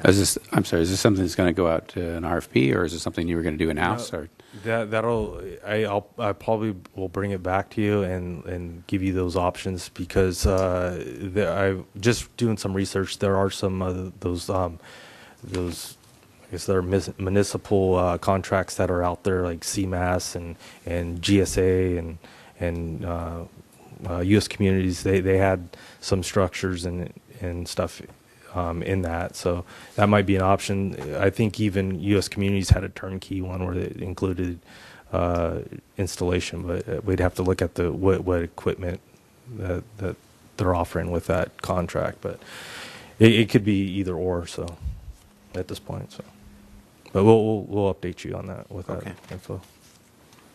Great. Thank you. 9E, consideration, selection, and vote for Capri Board of Directors, upper and middle 1/3 tiers. Megan Hamlin. Good evening, Chairman and members of the board. My name is Megan Hamlin, Administrative Analyst with PVRPD. So, tonight I'm going to talk to you about CARPD and their Board of Directors election. So it is recommended that the board select and vote for CAPR, I guess I put that on wrong. Capri Board of Directors, upper and middle tiers. So you have a vote for both sections. So California Association of Parks and Recreation Insurance is one of the 150 Joint Powers Authority. JPAs were designed and developed to meet the specific needs for the members. The program is a self-insurance and is permitted under the Government Code Section 6500 and 990.8. So nominations were open, and then they closed on October 12th, 2018. There were 5 nominations for the upper 3rd tier and 2 nominations for the middle 3rd tier. Per Capri's bylaws, each participating member district has a vote for each section, and we have to have our vote in by November 16th, 2018. So the upper third candidates, there are 5 of them. So we have Brian Danzel from Cordova Recreation and Park District, and he is a board member. We have Jim Friedel from Conejo Recreation and Park District, and he's the general manager. We have Matthew Fusey from Livermore Area Recreation and Park District, and he's the general manager. Scott Holbeck from Auburn Area Recreation and Park District, and he is a board member. And Michelle Lacey from Pleasant Hill Recreation and Park District, and she's the general manager. So from these 5, you get 1 vote. And the middle third candidates, you have 2, and you have Stephen Farrer from Arcadia Creek Recreation and Park District, and he's general manager, and Colin Miller from Arden Park Recreation and Park District, and he is general manager. And from these 2, you have 1 vote. So it is recommended that the board select and vote for Capri's board of directors, and you get a vote for each. I have a question. Okay. I've been on this board for a long time, and I don't ever remember us voting for Capri officers before. Is this something new, or we've just never had to vote before? I hate to put you on the spot, Mary. I apologize for that. I don't know that I have that answer. What I Okay, can tell well, you is that's- what I can tell you is we got the nomination, and so when we got the nomination, I asked to put it on the board. That's More great. democracy. Yeah. It's spreading. Yeah. I'll make a nomination. Yeah, that's pretty easy. I'll nominate Mr. Friedel for the upper 1/3. And I'll second it because we all know Jim and he's terrific. Yeah. He's GM at Conejo Rec and Park and super sharp guy and Yeah. totally He's very- understands yeah. these sort of issues. Do you want to vote on that now before we go on to the next one? I would say we Unless- probably vote unless on anybody each else. one, huh? Yeah. Separate. Yeah, Are we'll there vote any- on each Are there one. any other nominations? Hearing no other nominations, all in favor, or please call the roll. I get my organizations mixed up. I get to move faster on some of them than we do. So go ahead, Karen. Director Magner? Aye. Chairman Malloy? Aye. Director Dixon? Aye. Director Mishler? Aye. Director Kelly? Thank you. Mr. Friedel is getting our vote. On the middle third candidates. Anybody know any of these? Do you know? I'm looking to Elaine. Yeah, I'm looking to Elaine too. Elaine knows everybody. I'm sorry, I can't provide any advice to you. Marie, do you know? I'm familiar with the name of Farr, but I don't know him, so. So I can tell you just a few little brief tidbits about both of them if you'd like. Please. So the general manager, Stephen Farr from Arcadia Creek Recreation and Park District, they're both incumbents. The first gentleman, he's been serving for 8 years for Capri, and all 8 years he's been the board secretary. He serves on 2 other boards, Sacramento Parks Foundation and CARPD. And Colin Miller, the reason why they're both incumbents this year actually is because Colin actually is being moved up from the lower tier to the middle tier because of Capri's growth. And so the size of their district is too big for the lower tier. And there were no nominations for the lower tier, so that's why you don't have a vote for them this year. He's an incumbent for 5 years, and he was selected, and he served on the personnel subcommittee for the search for the new executive director for Capri.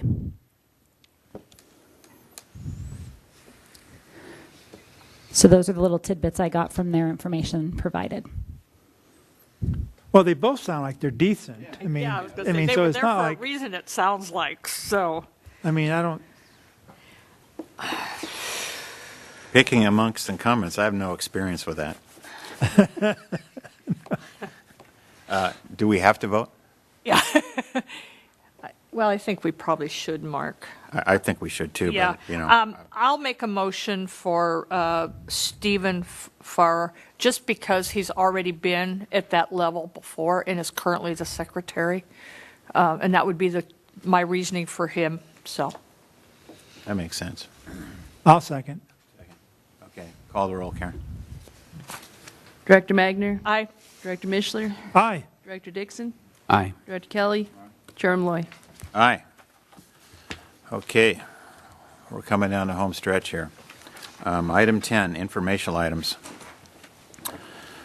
which do not require action reported by members of board and staff. And I'm up first. On October 13th, I attended the Camarillo Water District tour of their local facilities. And for those of you that don't sort of know how water is organized, tonight we had Callegas here.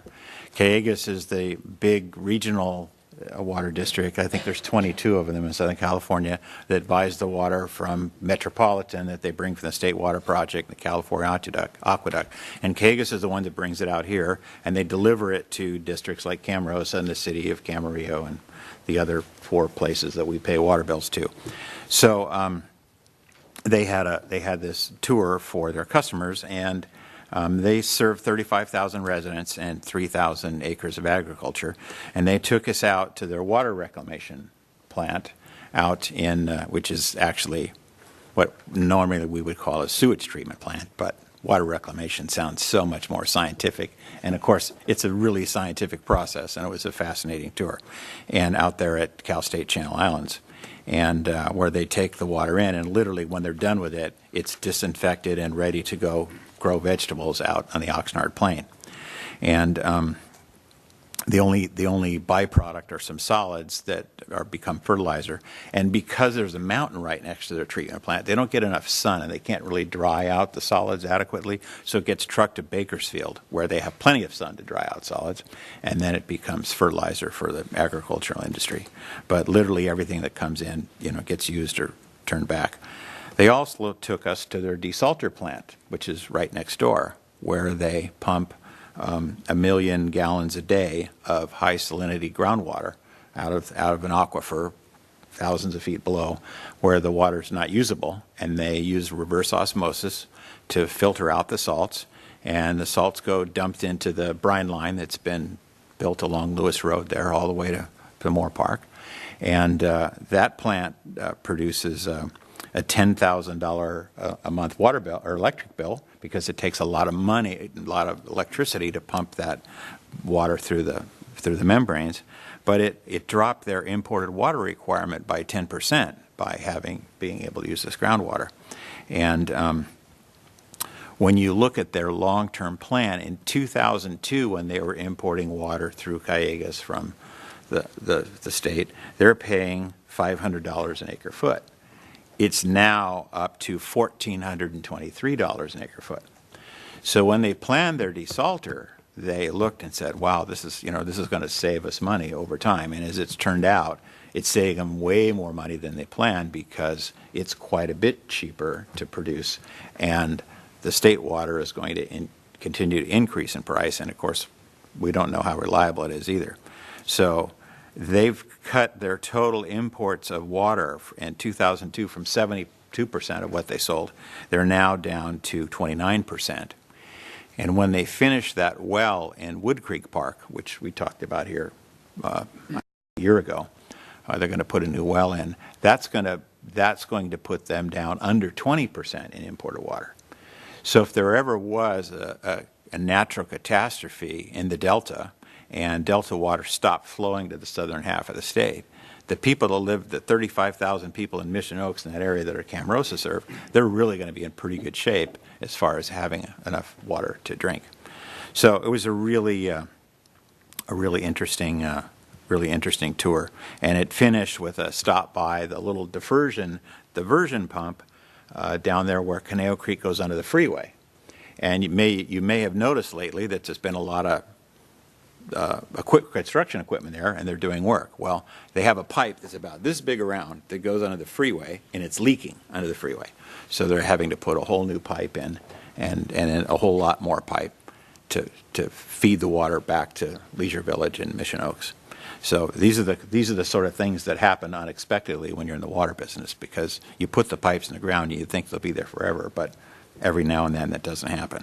So it was pretty fascinating to see, how much is involved and how much work. And mention how much they have to let water go all the time for the fish. Yeah, they have to let 6 gallons per minute continue on down the creek, which is a pretty small amount. But the rest of it, which is water that comes out of the Thousand Oaks treatment plant and goes into the creek, that gets pumped over to the farmers in the Oxnard Plain so that they sell it to grow crops with.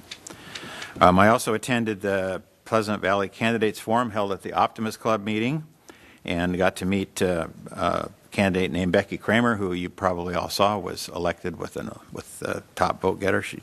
She's going to be a terrific board member. It was nice to meet her, and they had a very interesting conversation at that meeting about the school district deciding to no longer televise their so yeah, it was great. It may be back. And then my fun event of the month was the Halloween contest at the community center, where Mrs. Malloy and I got to judge the costumes. And I tell you, if you ever get my job, go for that one, because that is the most fun. The kids are so much fun. Our staff, Lauren, was just amazing. She was a terrific MC, and she knows all of the kid movies, so she knew all of the costumes, and she was really on top of it and really did a super job. And everybody had a great time. So that's all I have. Let's move on to Ventura County Special District Association. Now, we met the night before our last meeting, so. Yes, and we will be meeting in December, I think December 4th, if I'm correct. Camarillo at the Health. Camarillo Healthcare District. And the so we'll speaker be- there will be Ian Pritchard from Camarillo Water, talking about the new water rules and regulations coming down from Sacramento. Oh, yeah. Seems like we're doing a lot of business with Camarillo, so. Yeah. Yeah. Is Elaine's and Mike's and my house in that good area you were talking about? Yes. We're in the. No, I good waters. tell you, it was a terrific event. Their staff put on the barbecue. They rented a school bus to haul us around, and Charlotte, the minute admin there, just organized a terrific day, and it was super educational. And there were a lot of people there that were really interested in what chemicals do you use and how do you filter it and how do you test it. It was really interesting, and every voter should dedicate a day of their year to stuff like this and learn about how things work, because it's really fascinating to see all of the things that are involved and all of the work that goes on behind the scenes to make all this stuff happen. Anything with CSDA? Oh, yes. I was in Sacramento last week. I am the chair of the Member Services Committee, and we had our meeting. We reached and jumped forward above the 1,000 members for CSDA, and talking about Miss Charlotte Lopez from Camarillo. I've tried for years to get Camarillo to come on board with CSDA, and Charlotte happened to be at a legislative meeting for Aqua and met our head of our advocate for the legislative branch, Kyle Peckham, and she was so impressed with his knowledge that Camarillo is now a full-fledged member of CSDA, so very, very excited about that. Friday, the legislative committee met, and they sat for almost 10 hours discussing 2019 legislative issues, so we can only imagine what's going to come. I did not go to that meeting. I will be there all of next week in Sacramento, and we will be discussing all of the legislative issues that the committee has decided that we're going to take on. So I see a very, very busy year for CSDA, and so I'll keep you guys all updated. And I don't know, Mary, did you do the roundup for legislative? No, there's one coming up shortly. Okay. All right, because we're busy. Even though the legislative group is not in session, why we're very busy. So, but I'll be up there all of next week. So. Okay, Mike, Ventura County Consolidated Oversight Board. Did you guys meet again? No, we didn't. We haven't had our second meeting yet, and it's going to be because of the holidays and stuff. We won't meet until January of 2019. Oh, okay. So we've got a couple months here skipping. How about Santa Monica Mountains? But I'm going to make a note there. The city's representative was Jan McDonald. So, of course, if she did the election, then the cities are going to have to pick a new member to represent all the cities at it. Yeah, and then the Santa Monica Mountains Conservatory. We met October 22nd. There's no meeting this month. The main item I want to talk about there is that we voted to put a $3 million grant toward the $8 million design and engineering costs for the Liberty Canyon Wildlife Crossing Bridge project there. And they're having problems. So our organization will spend $3 million toward the $8 million cost to design and engineer it before it goes out to bid. They have plenty of money to actually build it, apparently. People have been donating and stuff. What's interesting, and the reason I'm mentioning it is, and I knew it was a large bridge. It's going to be 165 feet wide and 200 feet long. And apparently, it's going to be the world's largest wildlife animal crossing bridge in the world. I mean, it's going to be used for people there's no roads or anything over it. So during the daytime, there'll be dirt and plants up there and everything over the bridge. So during the daytime, people can hike across it, and then the animals would use it basically at night, and stuff. But anyway, so just want to make a note of that. Okay. Standing committees, finance. We are right on track as per usual. Leo is swimming with the auditors and getting very busy. We'll have that next month, right? Is it next month? Probably not. I have to first receive the MD&A from Travis. That's the management discussion analysis. And I usually get that in December. And then I have to prepare that. So it might be February before he comes back down to do the presentation. Okay. All right. Thanks. Liaison. Liaison committee is scheduled to meet tomorrow morning, and so we haven't had another meeting since our last meeting here. I think we're going to be talking about the selection of an architect for the community senior center that we're looking to build. Awesome. Personnel. We have a meeting upcoming. We didn't meet in October, so. Okay. And policy? I think our next meeting coming up is it November 29th? I think we were talking potentially about noon. Yeah, okay, so we're talking about that. And we're making progress and headway toward, it's like we take 2 steps forward, 1 back, but we're making headway on some different proposals and ideas, working with the community service groups and stuff. But I think it's 2 steps forward and 1.5 back. Oh, okay. Yeah. Okay. Foundation. Oh, we have a big event coming up, and we have our Ugly Sweater 5K and Donut Dash coming up on December 8th, and we look forward to everybody coming out and getting in their 5K and having a few donuts from the rolling pins. So it's on the website. You can go up and register, and we're looking forward to everybody being out there and joining us on December 8th. So, and then we'll have a few other things coming up later in the after the first of the year. So. All right. Mary, your bat and cleanup. All right. Regarding some park updates, the roof out at Freedom, that project has been completed. The community center, as they said, for the women's bathroom is under construction, so that is good. And that hopefully will be done by December 7th, and then we'll wait to do the men's until after the first of the year to get that going.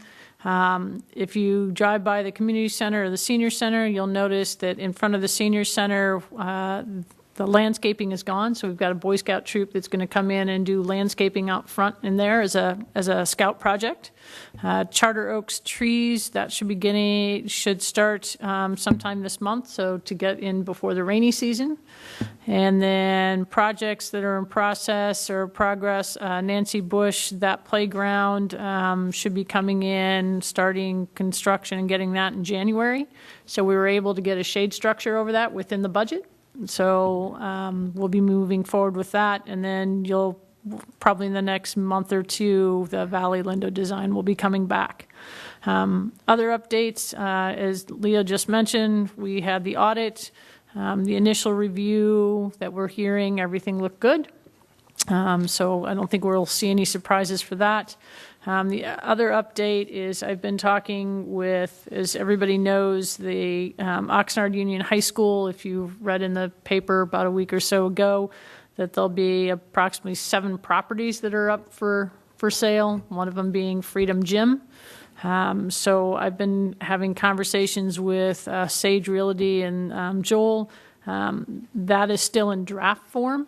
The RFP is still in draft, or the proposal is still in draft form. I know they had a meeting this evening, so he was thinking it would either go through one more draft form and then maybe going out in December. So I'm trying to set up a meeting with him to see what that looks like long-term, short-term, what the options potentially could be, and to see where we're at with that. Mary, let me just ask, and you probably don't know the answer, but if you can, maybe if we need to ask somebody or follow up. I mean, obviously that used to be a military airport, and we and various government agencies divided and picked up things there. If another government agency wanted to use a facility out there, I wonder if the original agreement had something in there that would allow automatic transfer without having to be paid or something. You know what I'm saying? I'm not sure. Have you guys already checked into that, or we don't know? There's often when the federal government, hands out these various donations to people, there are often a lot of conditions attached. And stuff. For example, I know Malibu State Parks, when the state government was talking about shutting down or trying to save money when they were running out of money years ago, they were thinking of temporarily shutting down the state park, Point Magoo State Park, to save money. And the federal government pointed out to them in the fine print that the first day you shut that down, it automatically reverts back to the federal government and the state loses it. So they changed their mind real quick. So I'm just wondering if there's any fine print associated with any of this stuff. Do we know? We have to look into that? So we'd have to probably look at a copy of the deed and the original sale agreement. I'm just asking. But right now it's being treated as government property, so it's being offered to other government agencies first in accordance with state law. But beyond that, I think we'd have to do a little bit more research. That's correct. I would just like to say that that comment by Director Mishler is one of the best I've heard out of him in a long time. Oh. I get lucky sometimes, you're saying? Okay. It's more than luck. How did Sage come up with the 600,000 number? That's the appraisal. 10,000 square foot building that's literally falling apart with no parking. They said it was the land value. I think. I'm trying to set up a meeting with them to try and get more of the specifics. It was the appraisal that they got, who they got the appraisal from, and what the appraisal was based off. I don't know that I don't have all that specific information, but that's a conversation worth I'm trying to pin Sage down to kind of find out what that looks like, and then also find out more information, because that was the first that I've heard in the paper that potentially we could lease it out for a year, depending on who purchases it. So that I don't know. I do know that the county does own, the County of Airports does own the parking lot, which, that's part of the challenge that you have with that building is there's no parking around there. So if the county decided they didn't want us to have access, that becomes a concern, because then we don't really have access to the building. So trying to logistically kind of work with the different agencies to see what our options are. Would we be able to find out if the airport authority has any interest in acquiring the property? 'Cause to me, that's the only potential other. Because who's going to buy a building where you can't park next to it? Not in our world. The airport was getting. It's probably been 2 or 3. It's probably been at least about 2 or 3 months ago when they actually started having this conversation regarding putting this piece of property up for sale. And I had actually, it's probably been longer than, I actually called and talked to Todd. And so he had mentioned at that point in time that they were getting ready to do a master plan for that area out there as far as a business park. And so he didn't see the immediate use of it But he did say that that would be potentially a piece of property they would be interested in, but didn't see that changing in the next 2 to 3 years. But beyond that, because they didn't have a plan that was ready. So that was, I don't know where that plan is currently, but that was kind of the conversation we had, like I said, 3+ months ago. And if we were to take possession of that building, wouldn't we be legally required to upgrade the restroom access and the other things that are not within code at this time? So here's actually that was one of the questions that we had, and I actually asked Anthony to do some research on that. So Anthony? So I hesitate to say yes to all of those things because you are required to update certain items.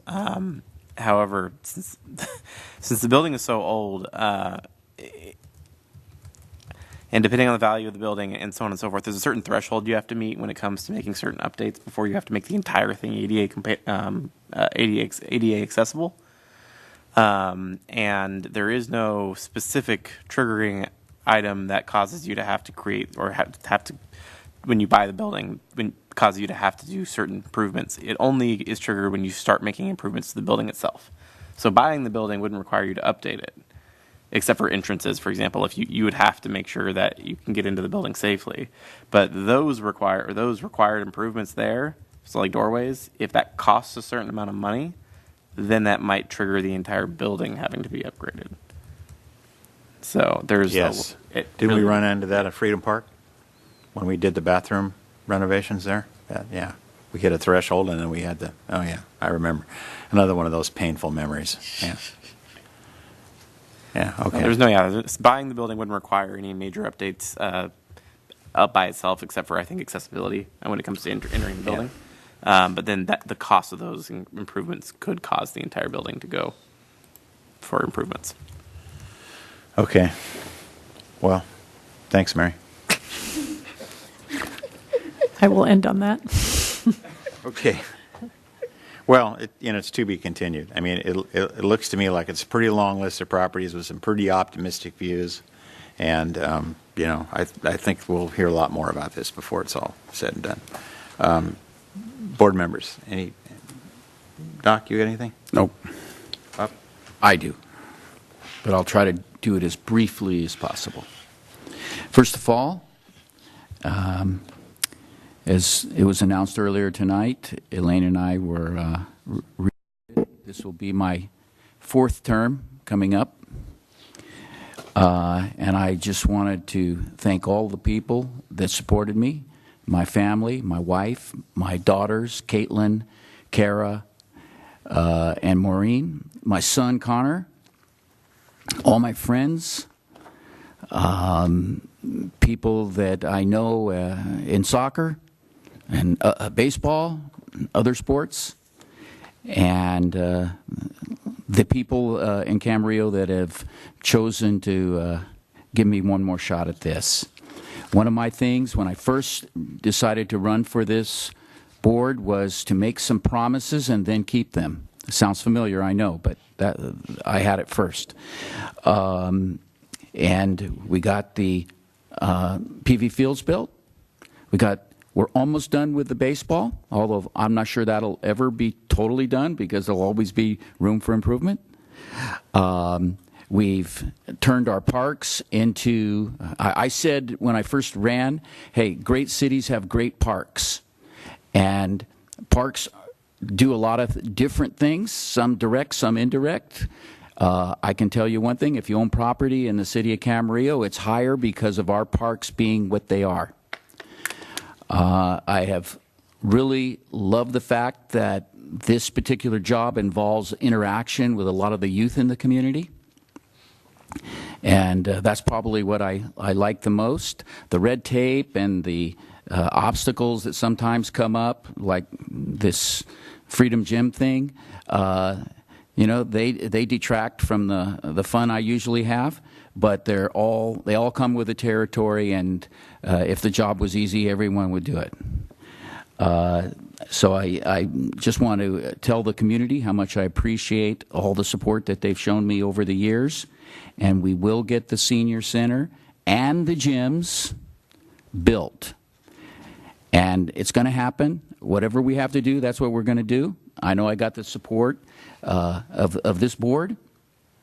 And I'm hoping the new city council will really step up and do their part and reward this community with these projects because, as we all know, they want to sell the Freedom Gym. And we predicted it some time ago. And I will tell you, I was getting interviewed by Cameron of the Acorn one week, and one of the things that I discussed was the fact that, hey, these people at the school, Oxnard Union High School School District, they may sell this gym right out from under us, and we could be done. We discussed it at this level right here, not more than a month before. And then what happens a week after that interview? What do I see? I get a communication. Hey, they're sending out RFPs for the gym.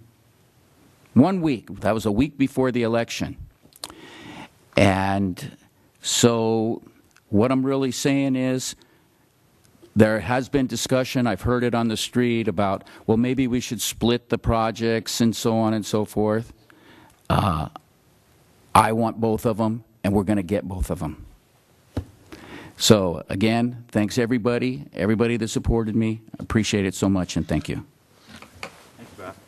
Elaine. That's kind of hard to follow, but I want to thank everyone for their support and for voting for me. And my biggest supporter, my husband, I'm not sure that he is looking for me to be out of the house more than I already am or what, but he is definitely my support. I'm really looking forward to the next 4 years working with this board of directors. I think the five of us make an excellent team. We don't always agree, and that's just fine. I think that's what's important about it, but I think we all have the same goal, is to move forward with taking care of the recreational needs of the people of Camarillo and keeping our parks as beautiful as they are. And I'm looking forward to the continued support we have had most recently from the City Council, and hope that picks up a little bit with the addition of 2 new City Council members on the City Council, and look forward to working with them hand in hand. And like Director Kelly, I'm fully supportive of the senior center and the gymnasiums. So what we have to remember, it's going to be a community center, and it will have a large senior center to accommodate everybody, and that everybody forgets that 6 out of 7 days a week our seniors are using Freedom Gym, so we do need a gym. So that just does not take care of CYBA or our adults, but it also takes care of our seniors. So once again, thank you for everyone who voted for me. If I forgot my lovely wife, Kathleen, I would like to interlineate her name in this, because she was an incredible amount of help. You can go home. You're safe to go home now. Safe, Okay. yeah. Okay. You're good. I just want to say congratulations to Buddy and Elaine. Enjoyed working with you guys. I'm looking forward to more years working with you. And I'm also looking forward to all the new candidates across the city who are coming to various positions, school board and city. Looking forward to working with all those people too. So thank you very much. Okay. I want a special shout out to Cameron, because he's probably worked like a 20-hour day yesterday, and you're sticking with us to the very end today. We appreciate your efforts. We are adjourned.